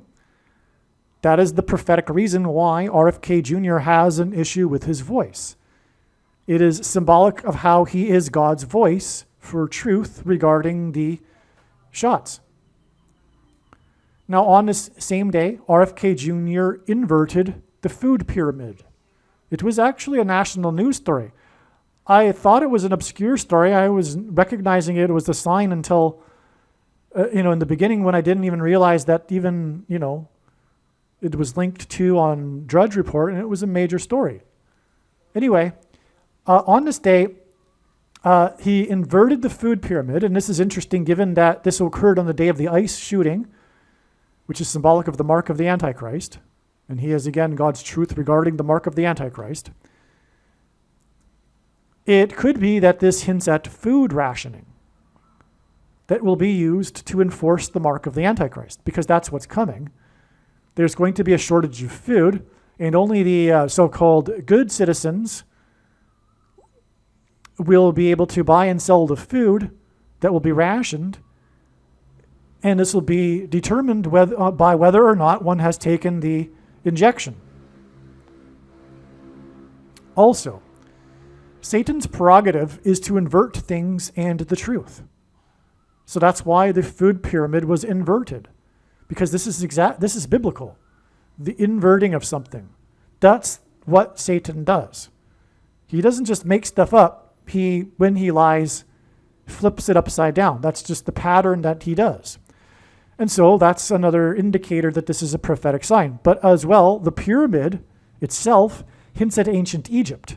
And the king in Egypt in the Bible is a type for the Antichrist. But also, we have the pyramids in the Bible and the story of Joseph in the book of Genesis. And the story of Joseph involved food rationing in the symbolic 7 years of famine, which is symbolic of the symbolic 7 years of the end times, which we are already inside. And for those that are looking for a supposed clear beginning date or something to that effect, you can stop that now. The prediction in this video, the purpose of it from God is to prove this. It's time to stop the Antichrist guessing game and to stop trying to figure out when the beginning of the final 2,520 days is. Okay, it's only symbolism, and we are already inside it. It began with the beginning of 2025. But that's explained so many other times in other videos, I'll just leave it at that. Now I'm going to explain the relevance of this here in a second, by the way. I'm going to get back to the Gates and Marjorie Taylor Greene connection, okay? But I'll just add that for now, 1 year, 1 month, and 23 days is hinting at 1123. Which is the 188th prime number, and H188 in Strong's Hebrew Concordance is the word for woe exclamation mark, used in the Bible in the context of extreme judgment from God. And so MTG's last day and Matt Gaetz's last day hints at the last days, the end times. The number 153 is also from the Bible and symbolizes the end of the age of fishing for men. In other words, the last days. Okay, now also, RFK Jr. inverted the pyramid in Washington on January 7th, 1109 days. before Obama is predicted to return to power in Washington on January 20th as Michelle Obama's vice president. Furthermore, Michelle Obama was known for, quote, replacing the food pyramid, unquote, as the first lady. So RFK Jr. inverts the food pyramid in Washington, this extremely prophetic number of days, I'll explain in a second, to Michelle returning to power, and she was known for replacing the food pyramid. Again, food rationing, mark of the Antichrist. Okay. Now, 1,109 days after JFK Jr. inverted the food pyramid, Michelle, who replaced the food pyramid, is predicted to become, as in her book titled Becoming, the president on January 20th, 2029. January 20th, 2029 hints at 1/10 plus 10 plus /9 plus 10 plus 10. Okay? In other words, it hints at 1109. But 1109 is a 9/11 number. Because on 9/11, 110 stories collapsed and engendered a small earthquake that cracked the foundation of Federal Hall on Wall Street, which is named after the 9-foot-high wall of security that the Dutch built to keep the British and the Indians out. And Joshua in the Bible died at the age of 110 after the walls of security collapsed. Also, Trump called into Channel 9 News, God's trumpet, on 9/11, after the 110 stories collapsed. He called into Channel 9 News, and Trump is God's trumpet, and the walls of security collapsed in Jericho in the Bible after trumpets were blown. And when he called into Channel 9 News, Trump inadvertently mentioned how his tower on Wall Street had become the tallest tower in Manhattan now that the 110-story Twin Towers had collapsed. Okay, this is why the serial number in the iconic image of the cargo plane taking off from Afghanistan on the 20th anniversary of 9/11 is big serial number on the side of the plane, 1109. The plane crashed, speaking of 9/11 and plane crashes, the plane crashed on the I-35 in Minneapolis exactly 266 weeks, as in the 266th Pope Antichrist, before the ICE shooting, as in Mark of the Antichrist, near the I-35, as in the vaccine, because of 57 equaling vaccine, in Minneapolis on January 7th. Okay, this in turn, January 7th is 3 years and 13 days, which also hints at Pope Francis, who was the 266th Pope, because he was elected on the day 313 in the year 13. But also this is relevant because Rome converted to Catholicism in the year 313 AD. So that's why 3 years and 13 days. And so in other words, again, from this crash that clogged the artery in the 32nd state, you got the idea. It's 266 weeks to the ICE shooting, as in Mark of the Antichrist shots, I-35 vaccine, okay? And that in turn is another Pope Francis symbolic connection, 3 years and 13 days before the Obamas are predicted to come to power in Washington, and then Obama is predicted to become the second Antichrist through the power given to him by the first Antichrist, Pope Francis, as described in Bible prophecy. The plane crashed on the I-35 in Minneapolis, exactly 266 weeks. Oh, I just said that. Okay. So 1,109 days is 3 years and 13 days. Okay? It's the same connection here.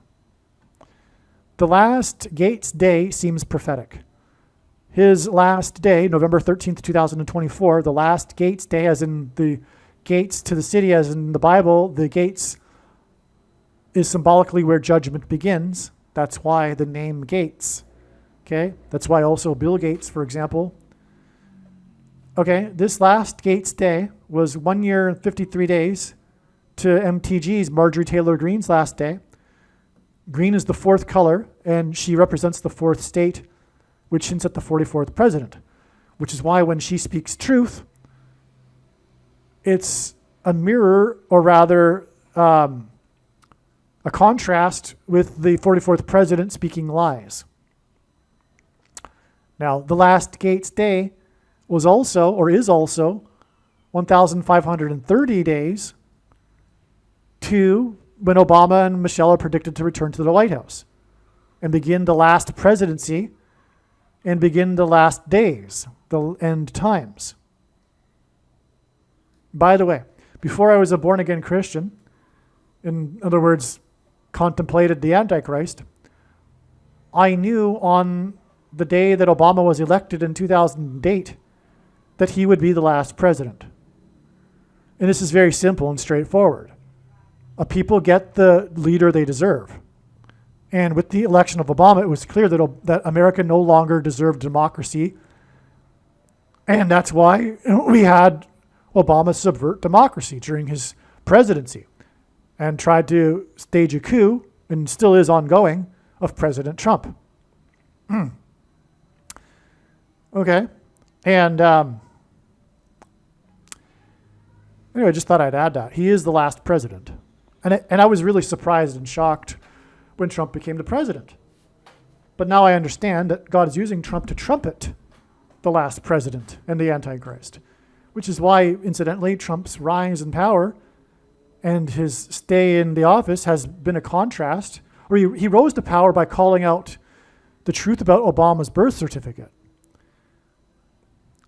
And the whole Trump era has been him calling out Obama, which is prophetically calling out Obama as the Antichrist. Okay?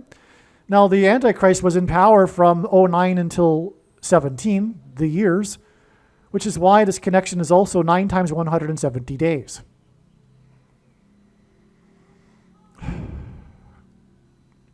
Is there a reason why January 5th, the last Marjorie Taylor Greene Day, is 1,111 days before Obama's predicted return?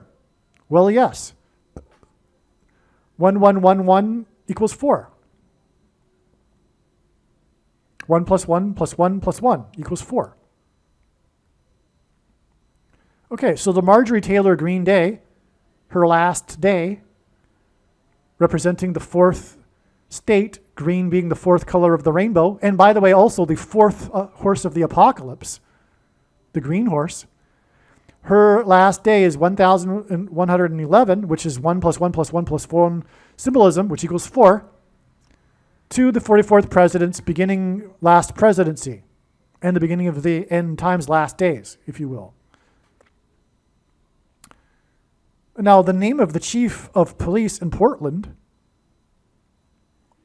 who is a liar and spirit of Antichrist, calling out the lies or stating the lies in response to the shooting recently there by ICE. His last name is Day. Okay, as in last days, as in last Green Day, last Gates Day. Oh, Green and Gates are both the letter G. G is the 8th letter. GG hints at 88, as in 88. As in the equivalent in gematria of the word trump. In archaic English, the word trump is meaning a trumpet or the sounding of a trumpet. So the last Gates and Green Days are trumpeting. They're a trump for the last days and the 44th president. Fourth color, fourth state.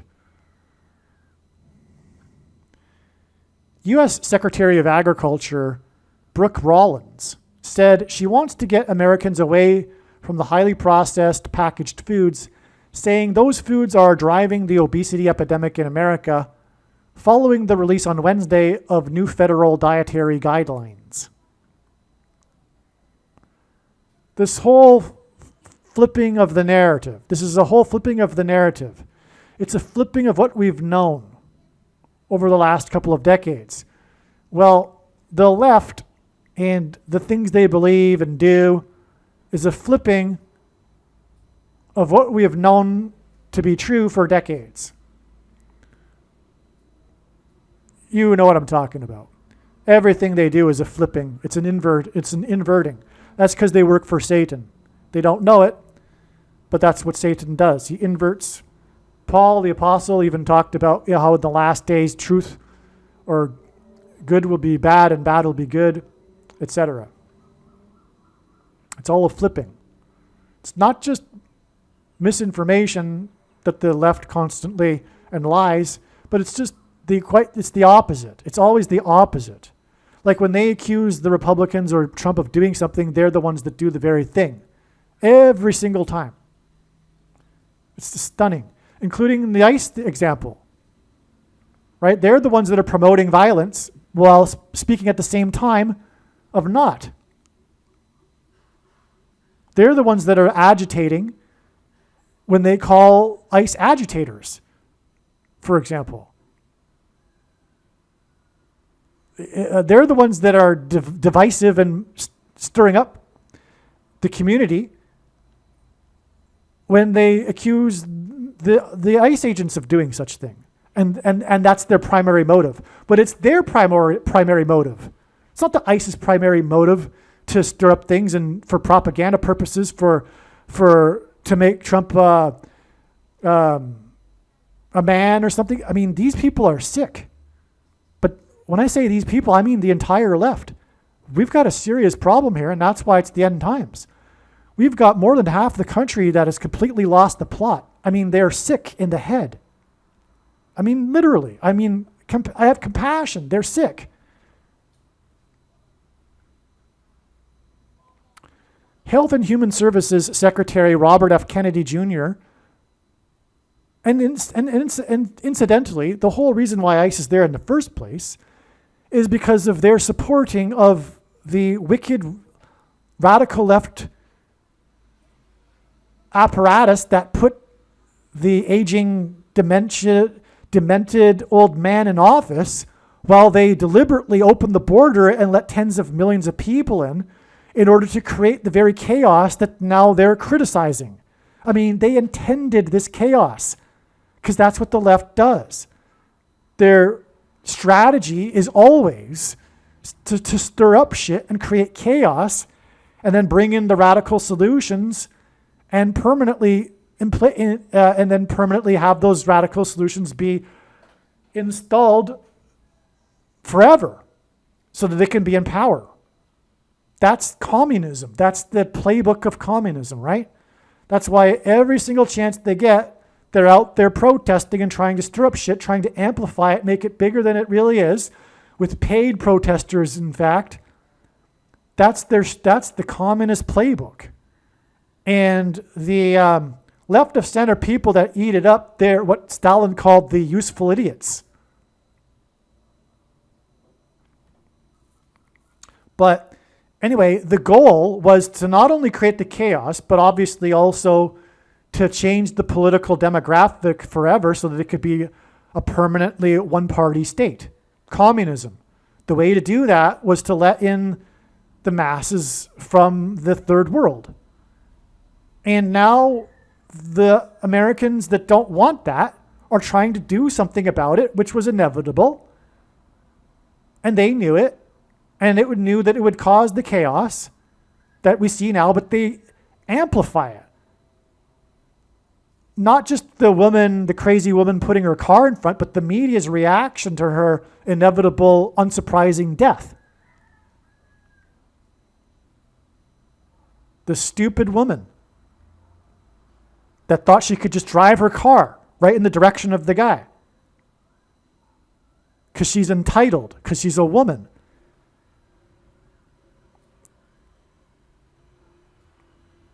Because she doesn't think clearly. She's running on emotions. And she's been hyped up through propaganda and lies because she ultimately believes in a false religion. And so everything about her worldview is false. Because her politics flow downstream from her worldview.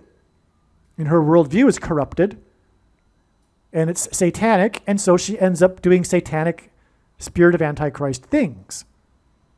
Like rebel against ICE, which is simply metaphor or symbolism for the left's spiritual rebellion against God.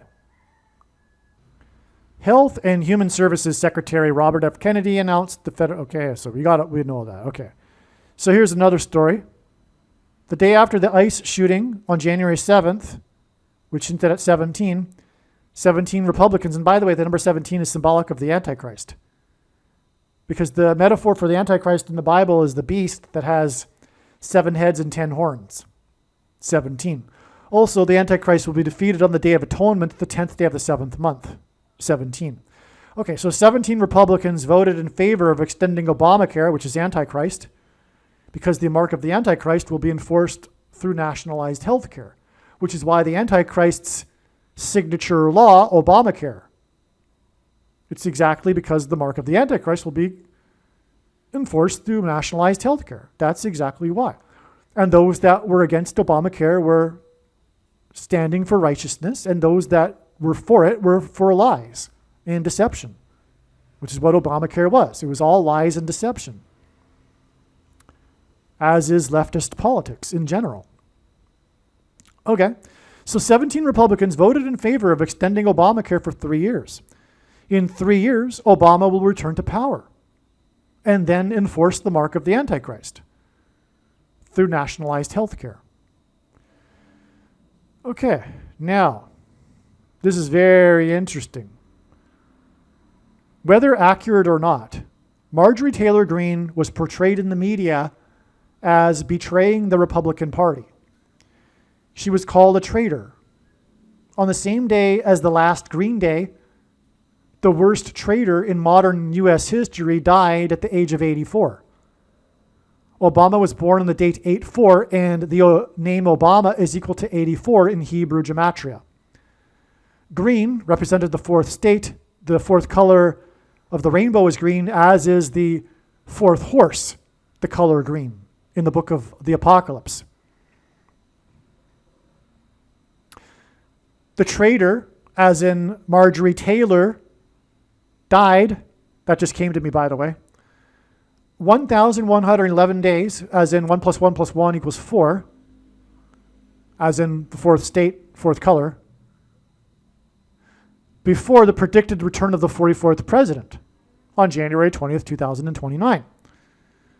The reason for this connection is that God is saying that Obama is a traitor to America. The wise people already know this. The unwise people don't already know this. Aldrich Ames, the traitor's name, was a traitor, an American, for the Soviet communists. Obama is a communist. That is a fact. And once a communist, well, he was a communist. He was a member of the May 19th Communist Organization. That's a fact. I've explained it so many other times in other videos.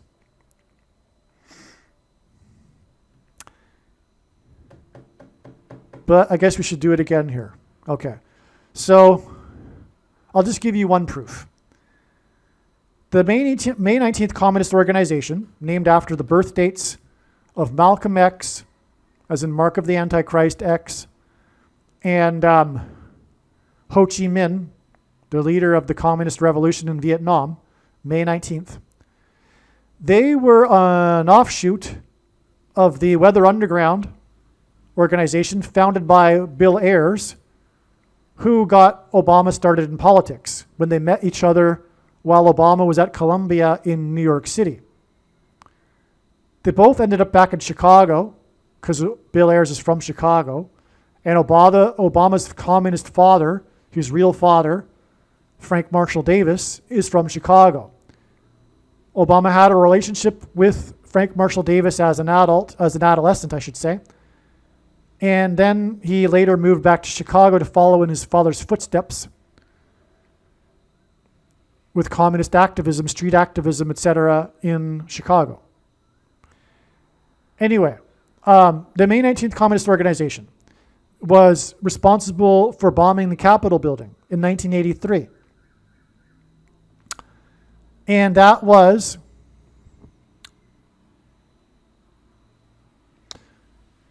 $11,260 hours. Let's see. All right. Wow, am I ever glad that I checked that. And I mean, wow, am I ever glad that I went into this. Okay, so so Obama was a member of the May 19th Communist Organization in 1983. And that was the year that they bombed the Capitol building. And that was on November 7th, 1983, 21,600 hours after the barrack bombings, the Beirut barrack bombings on October 23rd, 1983. So in other words, 21,600 hours is the equivalent of 15 days. Okay? 21,600 hints at the number 216. Take away the two zeros. 216 is 6 times 6 times 6. Obama was born on the 216th day of the calendar year. But also, the name Barack is equal to 216 in English gematria. And so from the Barrack, as in Barack, bombings, as in Barack Obama, we have the number that equals Barack, as in Barrack, as in the Barrack bombings. So the Barrack bombings, as in Barack, is 216, as in Barack, connection to the May 19th Communist Organization bombings, and that proves that Obama was a member of the May 19th Communist Organization at the time. There's far more reason to know this than that. I said I would only give you one example. His name is also Obama. Okay? Now,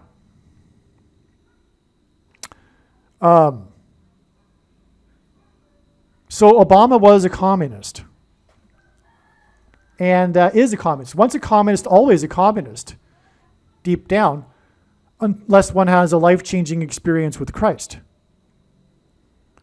And communism is evil, not metaphorically, literally. That's the difference between the left and the right. The left sees communism as an alternative economic model. No, it is not, and neither did Karl Marx intend it to be. He knew exactly what he was doing, and he wrote about it. He foresaw the end of Christianity. He was an anti-Christian. He hated Christianity.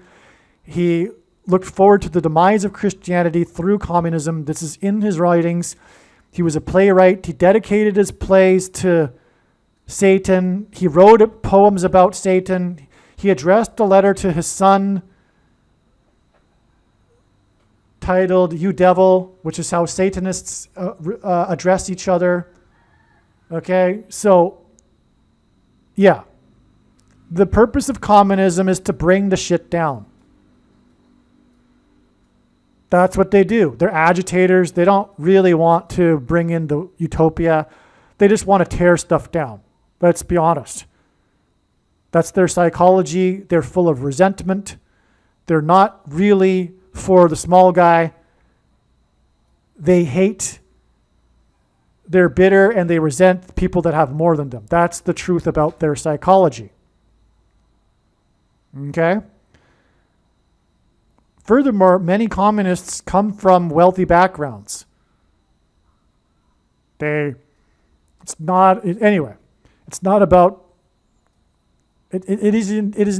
modern day communism isn't even about class anymore. It's just about resentment and spirit of Antichrist, long story short.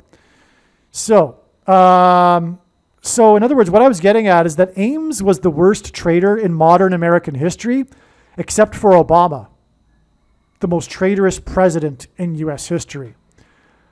Now, the thing is here, the purpose of this prediction that is from God is to prove what I have just said. It's not up for debate. It's not an opinion. It's not conjecture. It's not speculation. It's fact. Obama is the most traitorous president in U.S. history.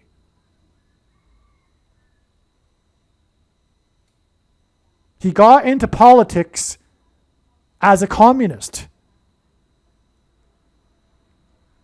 Along the way, he loved the power and loved the facade. But Bill Ayers and him got together in the beginning because the intention was to bring the shit down. And this will all come out in the moment of crisis during Obama's next presidency. His true colors, which is wicked and evil. So evil. Now, I said that I was glad that I looked into it because the day that Aldrich Ames died, this traitor, this biggest traitor in modern American history, on the 7th of the month, was exactly 42 years and 2 months after the Capitol building bombing by the May 19th Communists, the May 19th Communist Organization, which, by the way, was disbanded in 1985, which is why Obama moved to Chicago in 85.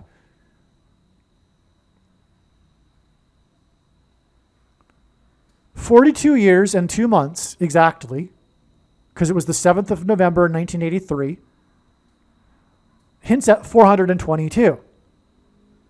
And that is the 44th super semi-prime number.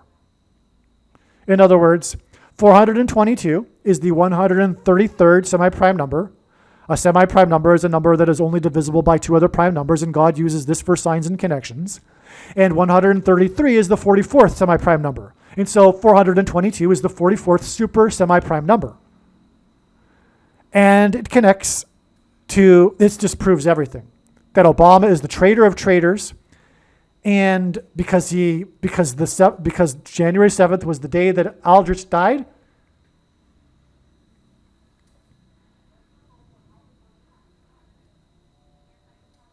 and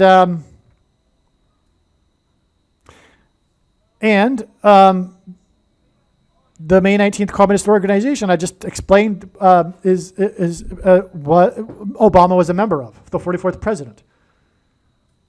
And again, this day that he died is 1109 days to the day the 44th president returns. And I already explained the relevance of that connection. And so the bombing of the Capitol building connects to the return of Obama to the White House. Very straightforwardly and clearly, with two connections. The 42 years and 2 months, and then the 1109 days. Wow. All right, so here is what I just was talking about, typed out here. We have the date of the Barrack bombings, as in Barack, on October 23rd, 1983. And again, this is, there shouldn't be a comma, a bracket there. Okay. So 21,600 hours, 15 days to the Capitol building bombing.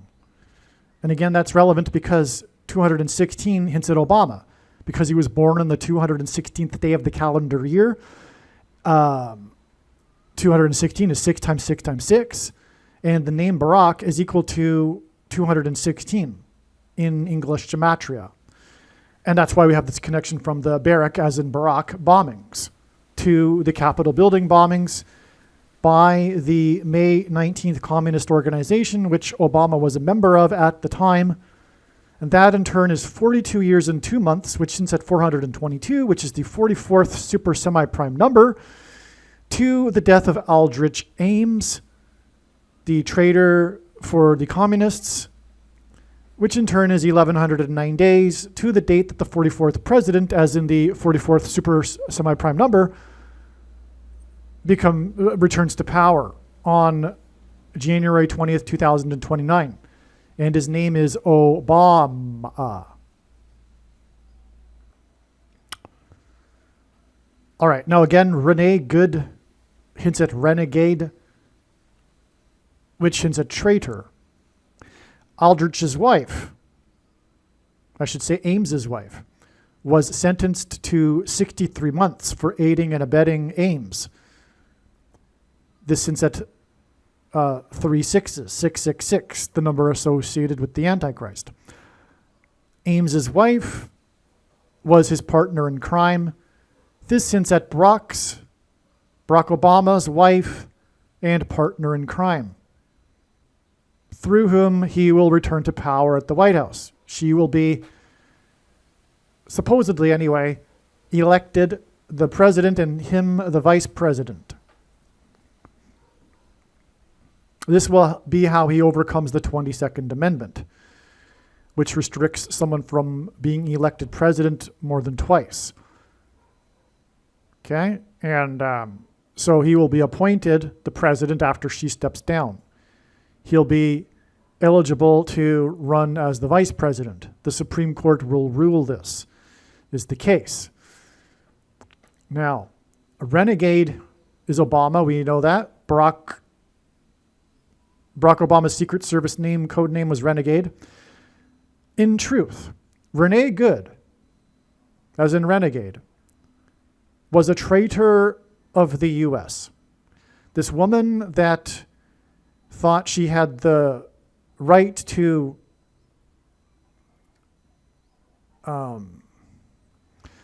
harass and assault and impede the work of the federal law enforcement agents, ICE, is a traitor, was a traitor to the U.S. because what ICE is trying to do is nothing more than to get the illegals out of the country because they are illegal. That's the right of the U.S. to do so. Without a border, there is no country. And this, by the way, brings us to the philosophical underlying theme here of what's going on with the rise of Trump in God's signs. It is a border wall of security. Trump's presidency, his first campaign and first presidency were synonymous with his border wall of security. And trumpets were blown before the walls of security collapsed in ancient Jericho. That's why his name is Trump. In archaic English, the word Trump means trump or a trumpet or the sounding of a trumpet. That's also, by the way, for the reason for trumpets, because it hints at trumpets. And Trump Vance is a further play on that. Trump Vance also hints at trumpets because of Trump Pence. Okay, so why is this though? This is symbolism for how America, God's Gentile nation, was blessed. God propped up, God created America. God designed America as his nation of Christian disciples. The nation of America is one of only two nations that in history were founded on a relationship with God and the Bible, Israel and America. The Pilgrims saw their crossing of the Atlantic, which was the spiritual founding of America, as analogous to the Israelites crossing the Jordan River into their promised land. The Israelites were escaping the king of Egypt. The Pilgrims were escaping persecution from the king of England.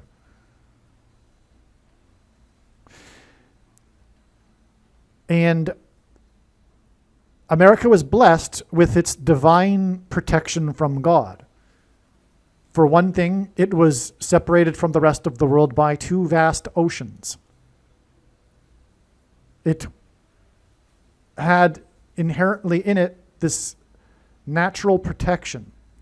But God has had his hand on America throughout its history. There's all kinds of, uncanny isn't even the correct adjective. There's all kinds of these truly mind-boggling coincidences that clearly demonstrate the hand of God on American history. I highly recommend watching, if you're interested, and you should be highly interested in what I'm saying here. Go and find the Eric Metaxas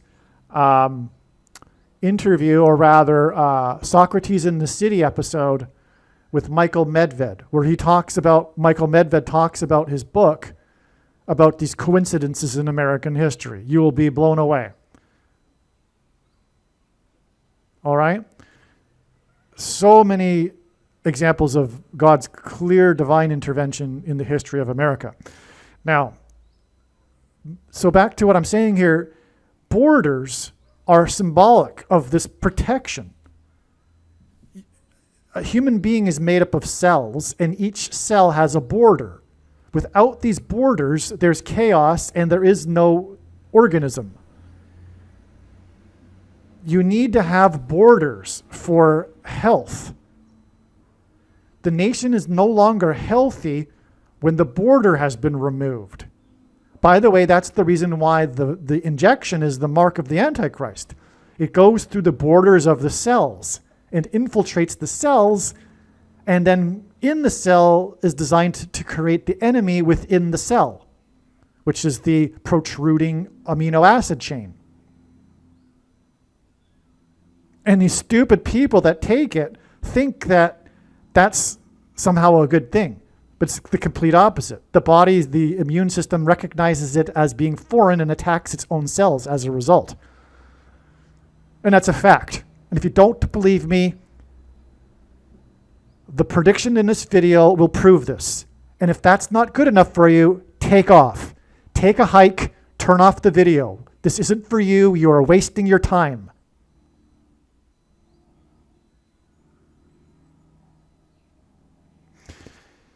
So the reason for borders is because this is this natural thing that's needed in God's design. And the left has made it their objective to eliminate the border so that they can have the nation infiltrated by the enemy, symbolically anyway, metaphorically here, the people from the third world that do not have the same values and culture that Americans do, but will, as a result, because of that, vote Democrat. Because Democrats are anti-American. The modern Democrat is. And so is communism. It's communism, socialism is anti-American. It's anti-American values. The true Americans today are conservatives. Case closed. There's no debate on that.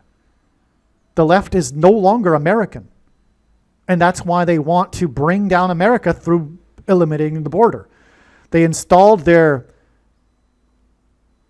senile president, puppet, and then went ahead and did what they did, which was to remove the border so that they could forever change elections and have a one-party state, like socialists do.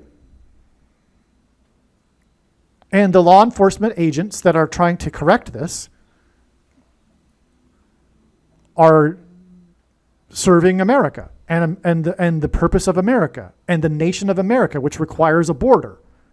Renee Good is a traitor of America. She is anti-American. She is not an American. She does not deserve to be in America. She is not an American citizen any longer. She is a traitor, no less of a traitor than Aldrich Ames.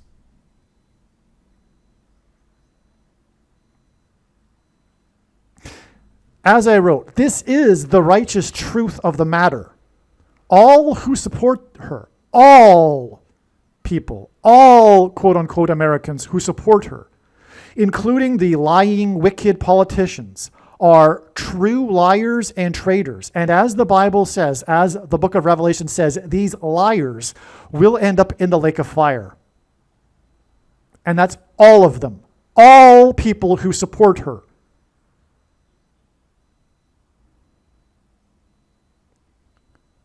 Her name hints at renegade, the Secret Service code name for Obama, the traitorous president. So, in other words, she is a traitor. That's why this incident occurred on the day of the death of the worst traitor in modern American history. But her name is renegade, and God has used this to serve to reveal the traitorous president. In the 32nd state, and the name Obama equals 32 in simple English gematria. Can I be any more clear? I'll repeat that. All people who support her and what she did are traitors. They are ultimately also in spiritual rebellion against God. And this is a warning. I may sound angry, and rightly so. It is righteous anger. But I do have compassion. This is a warning. This is serving to attempt to help these people.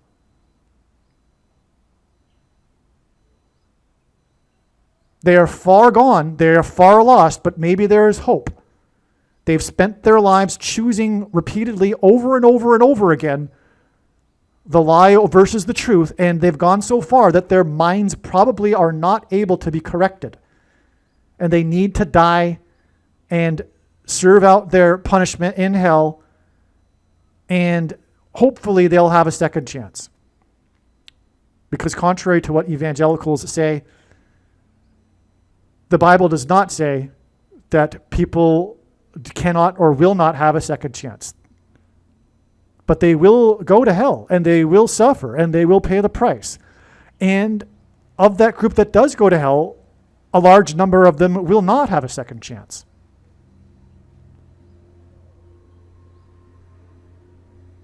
Because there are three groups. There are those who will pass from life to life, and then there are those who will pass from life to death in hell, but then there are those who will die the second death. The others, the middlings, the middle group, no doubt the vast majority of human beings in history, will get a second chance. But do not count on that, especially if you are an American or in the West, where you've had more than an opportunity to understand the gospel. Those that will get a second chance are primarily those that were, for one thing, were born before the gospel,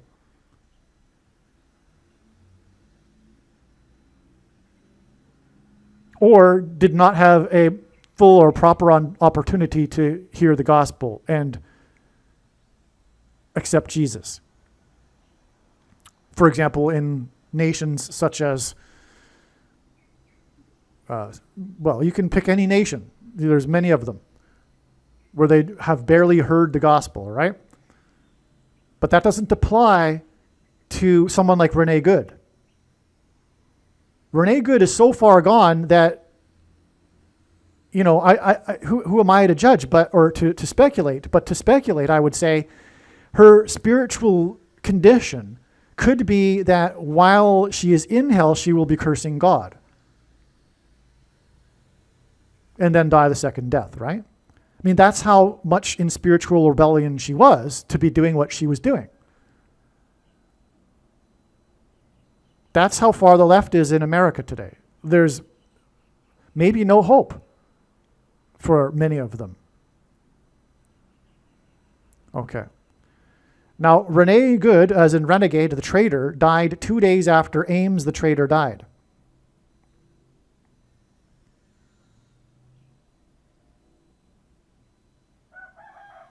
The president named Renegade will serve a second presidency.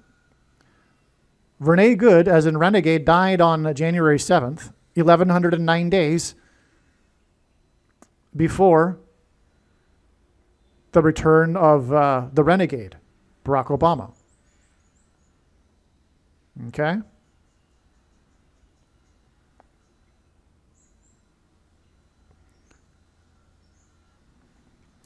Traitorous Rene Good, Renegade, was shot, as in Mark of the Antichrist, by U.S. law enforcement on January 7th, 1+1 days after traitorous Ames died at 84, as in Obama, who was born on the date 8/4 and whose name equals 84 in Hebrew gematria, on the day that traitorous, quote-unquote, Marjorie Taylor Greene left office. Marjorie Taylor Greene, Fourth color of the rainbow, fourth horse of the apocalypse, the green horse, represented the fourth state, which hints at the 44th president. And her last day and the death of Ames is 1,111, which hints at 1 plus 1 plus 1 plus 1 equals 4 days before the predicted return of the traitorous Obama renegade 44th president on January 20th, 2029. Renee Good, renegade, died on January 7th, 1109 days before the return of renegade. So we already said that, okay? Marjorie Taylor Greene represents Rome. Her district in Georgia includes the city Rome, Georgia, in the fourth state. Aldrich Ames was stationed in Rome, Italy. Ames died on MTG's last green day. Traitorous Renee Good renegade was shot, as in Mark of the Antichrist, by ICE, as in vaccines. I already explained how that's related, right? Because of the ICE-9, Kurt Vonnegut, vaccine, ICE, it's an anagram as well. Next to the I-35 in Minneapolis, exactly 266, as in the 266th Pope in Rome, weeks after the plane crash on the I-35 in Minneapolis. Renee Good, as in renegade, was shot, as in Mark of the Antichrist, 3 years and 13 days, as in Pope Francis elected on the date 313 in the year 13, and Rome converting to Catholicism in the year 313 AD. 3 years, 13 days, renegade was shot before the return of renegade, the 44th president, on January 20th, 2029. Traitorous Renee Good, as in renegade, was shot, as in Mark of the Antichrist, by U.S. law enforcement on January 7th, 1 plus 1 days after traitorous Ames, CIA, U.S. law enforcement, died at 84, as in Obama, on the day that traitorous MTG, Marjorie Taylor Greene, left office, quote-unquote traitorous, in Washington, D.C., as in CIA, as in ICE. MTG, fourth color of the rainbow, fourth colored horse of the apocalypse, fourth state, hints at the fourth president, and her last day on January 5th, 1 plus 1,111, which is hints at 1 plus 1 plus 1 plus 1 equals 4 days before the predicted return of the traitorous Obama renegade, Secret Service CIA, okay, Secret Service CIA, that's his name, on January 20th. So it's all Washington, it's all CIA, it's all, Ames spy, CIA, you get the idea. U.S. law enforcement, ICE, okay? Now, the shooting in Orem, which is an anagram for Rome, and Orem is the name Orem comes from ancient Norse, which means serpent, which is the dragon in the book of Revelation. Okay, so Charlie Kirk means church. That's what the name Kirk means. Kirk was shot in Orem on September 10th, on the date 9/10, 119, as in Revelation 9:11 days. That's relevant because it's the shots, as in the shooting of Kirk, that will persecute the church, the mark of the Antichrist. 100, and again, Revelation 9:11 symbolizes how the shots will induce demonic possession of people.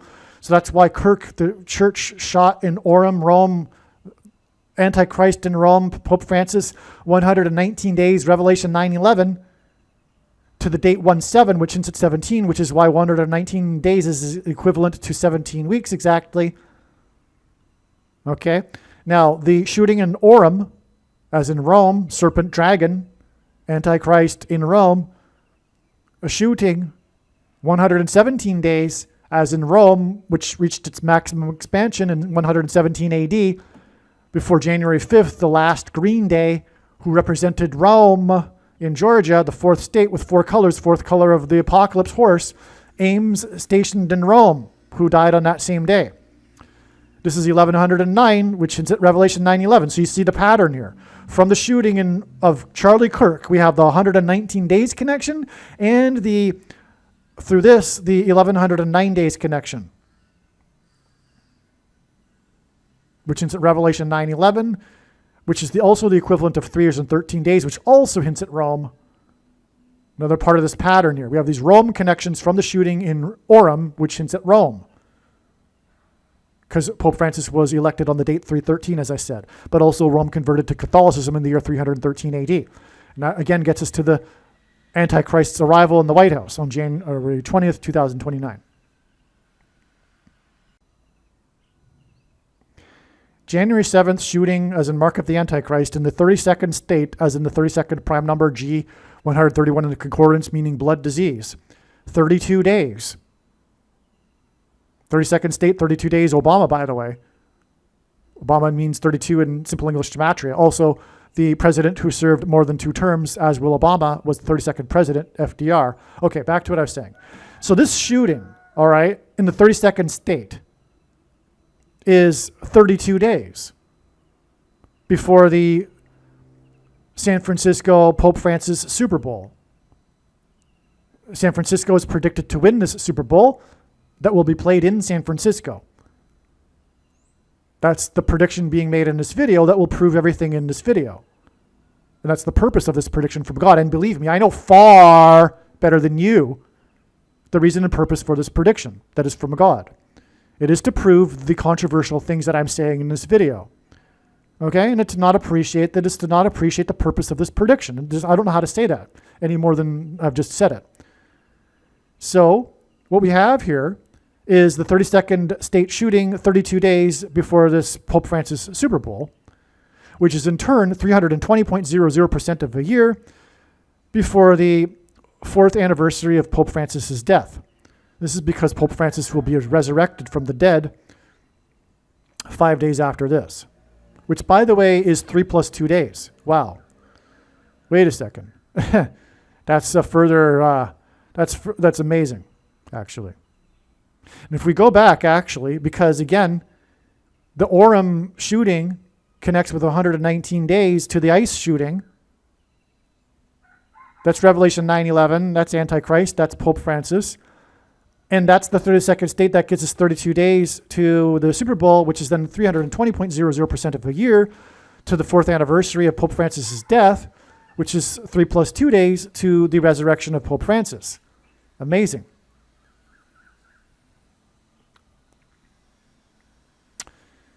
And the 4th anniversary, because the 4th letter in the Hebrew alphabet is the symbol for a door. And in Revelation 9:11, it is the key that opens the door to the bottomless pit, which allows the demons to cross over into the earthly realm, which will use demonic power to raise Pope Francis. And the Vatican is symbolized by keys. The key opens the door.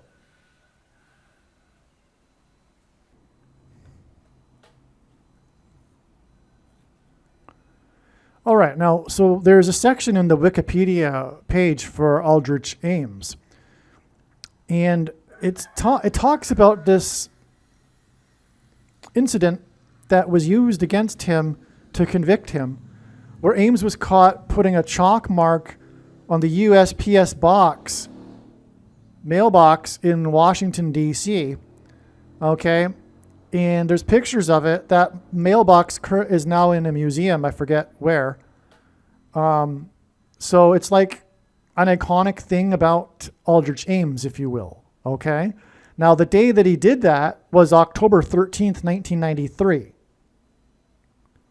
This is the date 1013, and this date is exactly 1013 weeks.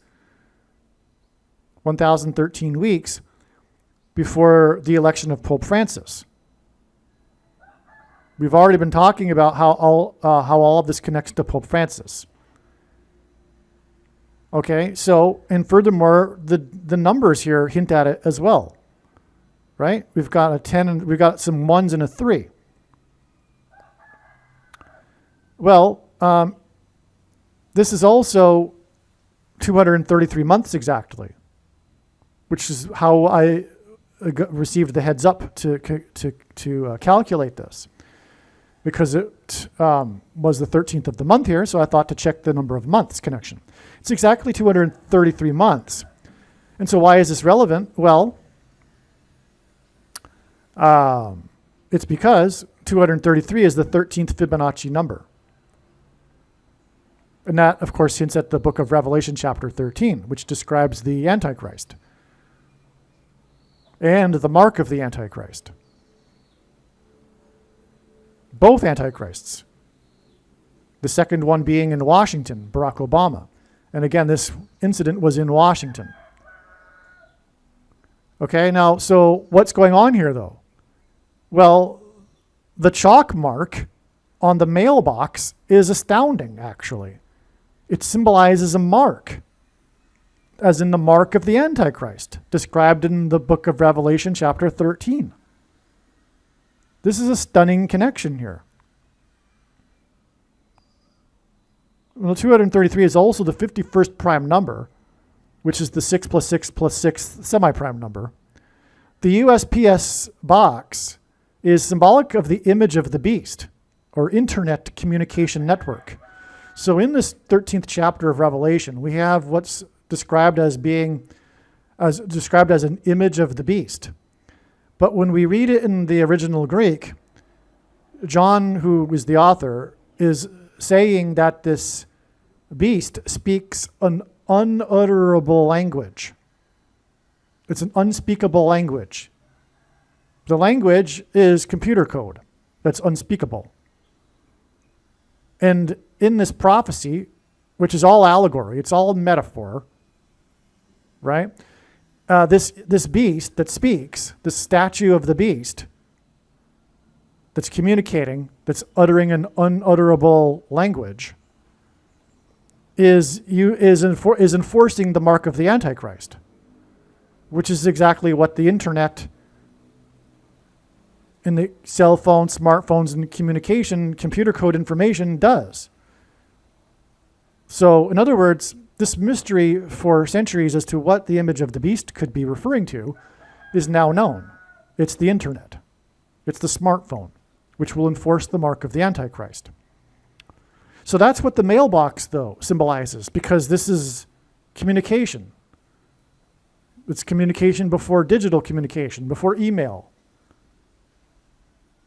It's a network, right? Each mailbox is like a node in a web that connects each other, that connects to everything, that connects all the information. In other words, before the information age, of the digital information age, there was the paper information age of the mail system.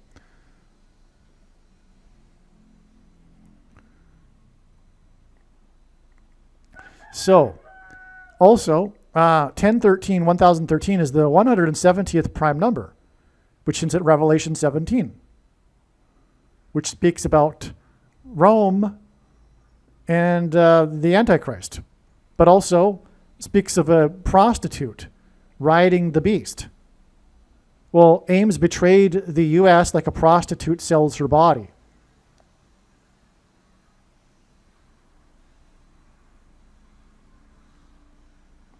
(1013), the date, and the 1013 weeks connection from this 1013 date hints at the 11th son of the third patriarch in the book of Genesis, Joseph, who interpreted the king's dream involving 7 sickly cows and was symbolism for 7 years of famine. Well, the UN World Food Agriculture Organization, the World Food Program, and the International Fund for Agricultural Development are headquartered in Rome. I learned this when I was handing out flyers in Rome, warning people. And I was in a part of the ancient Rome where the Maximus was. And anyway, I looked across the valley and I could see this building and a massive blue flag, which was a UN flag. And so I was curious because, well, I thought the UN was in New York, but the UN does have these other, agencies headquartered in other cities. Well, all of the food ones are headquartered in Rome, and there's a reason for that. That's because the rationing of food during the coming food shortage will serve to enforce the mark of the Antichrist. People will be restricted from buying and selling food as it's described in the book of Revelation chapter 6,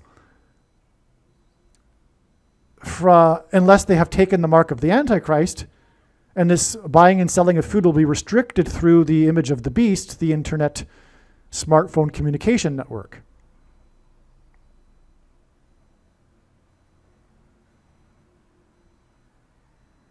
Okay, so also on this January 7th date,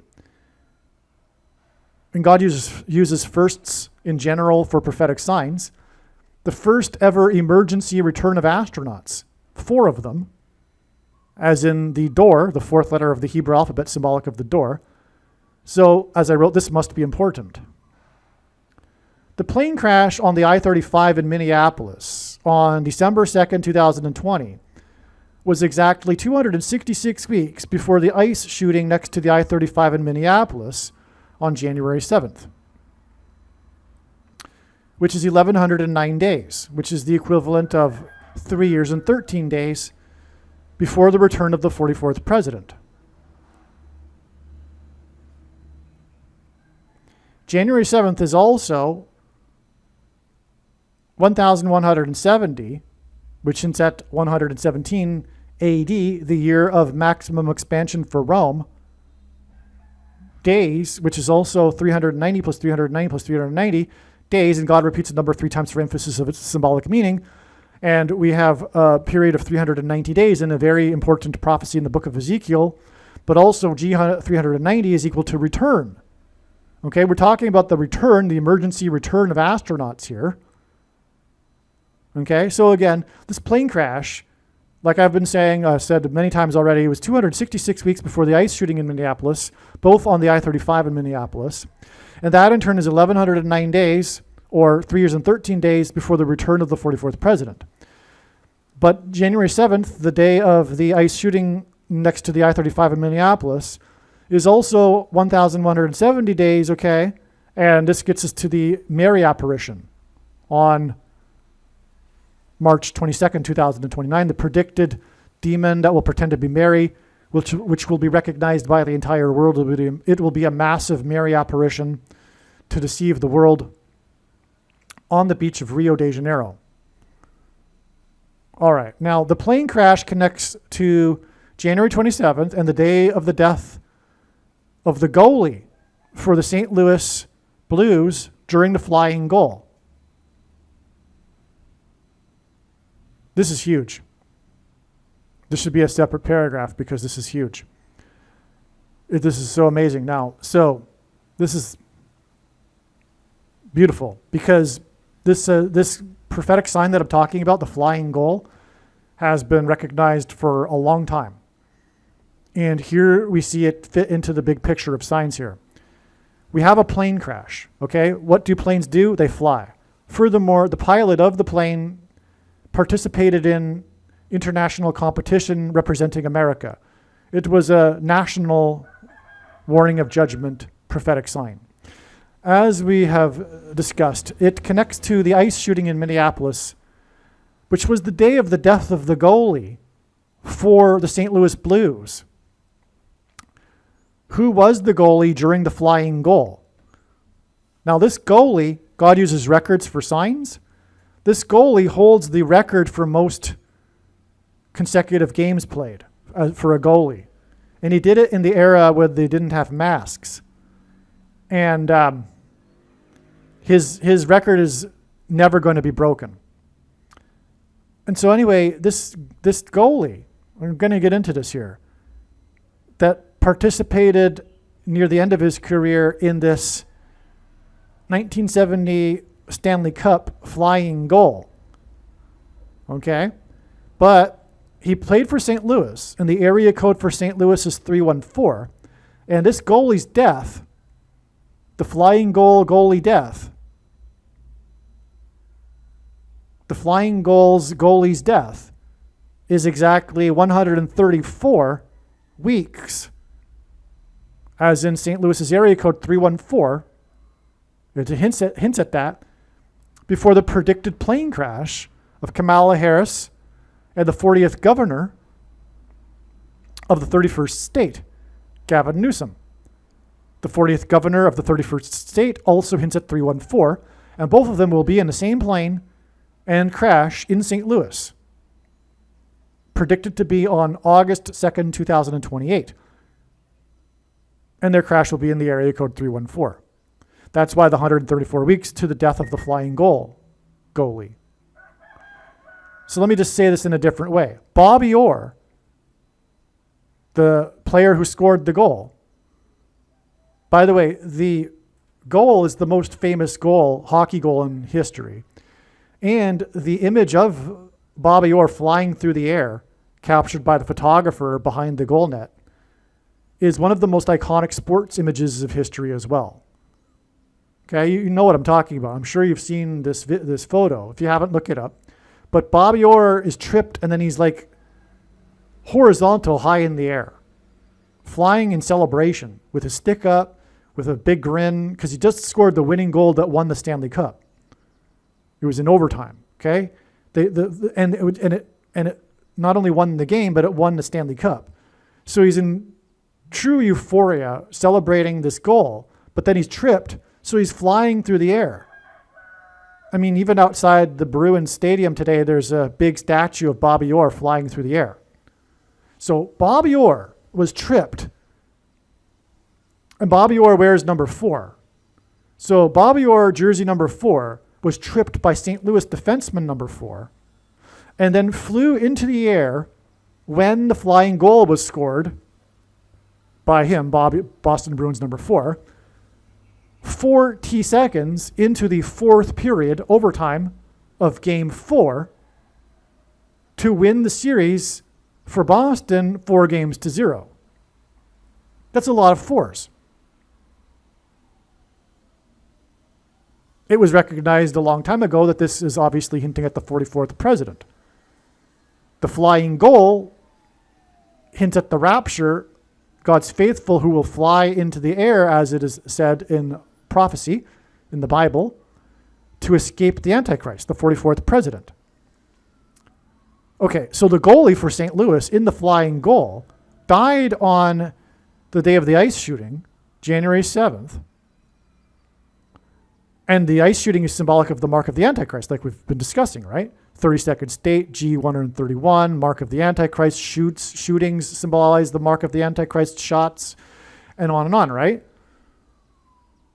The artery, the I-35, the blood artery, etc. We've already gone through that. So we have the shooting symbolizing the mark, but then we have this connection to the flying goal, which symbolizes the rapture.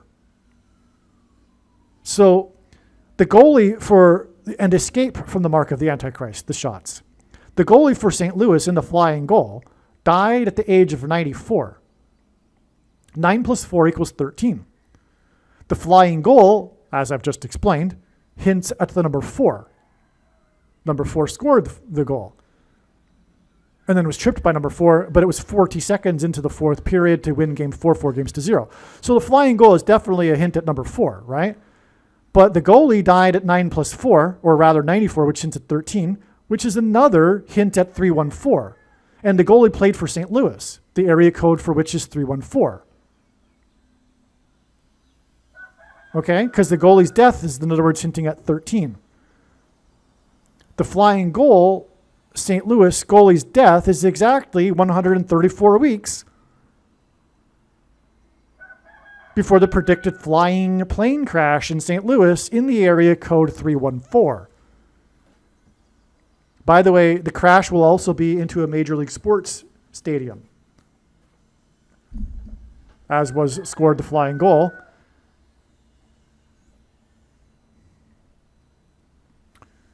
It'll be into Busch Stadium, incidentally. So you see, this is amazing because the goalie himself hints at this 314 number because he died at 94. And he's the flying goal goalie, which hints at 4. 94 hints at 13. That gives us 314. That's his death is exactly 134 weeks before the predicted flying plane crash in St. Louis in the area code 314. And once again, don't forget that this ice shooting on the day that the flying goalie died connected to the plane crash, the flying plane crash on the I-35 in the same city, as I explained before. with 266 weeks, which hints at Pope Francis, who is described as the Antichrist in the Revelation chapter 13, which is another reason why the flying goalie died at 94, because it hints at that too. Revelation chapter 13, which, by the way, also describes the mark of the Antichrist. It's amazing. The death of the flying goalie, which hints at 4, was the same day as the announced emergency return of 4 astronauts flying around Earth in space. And there you have it.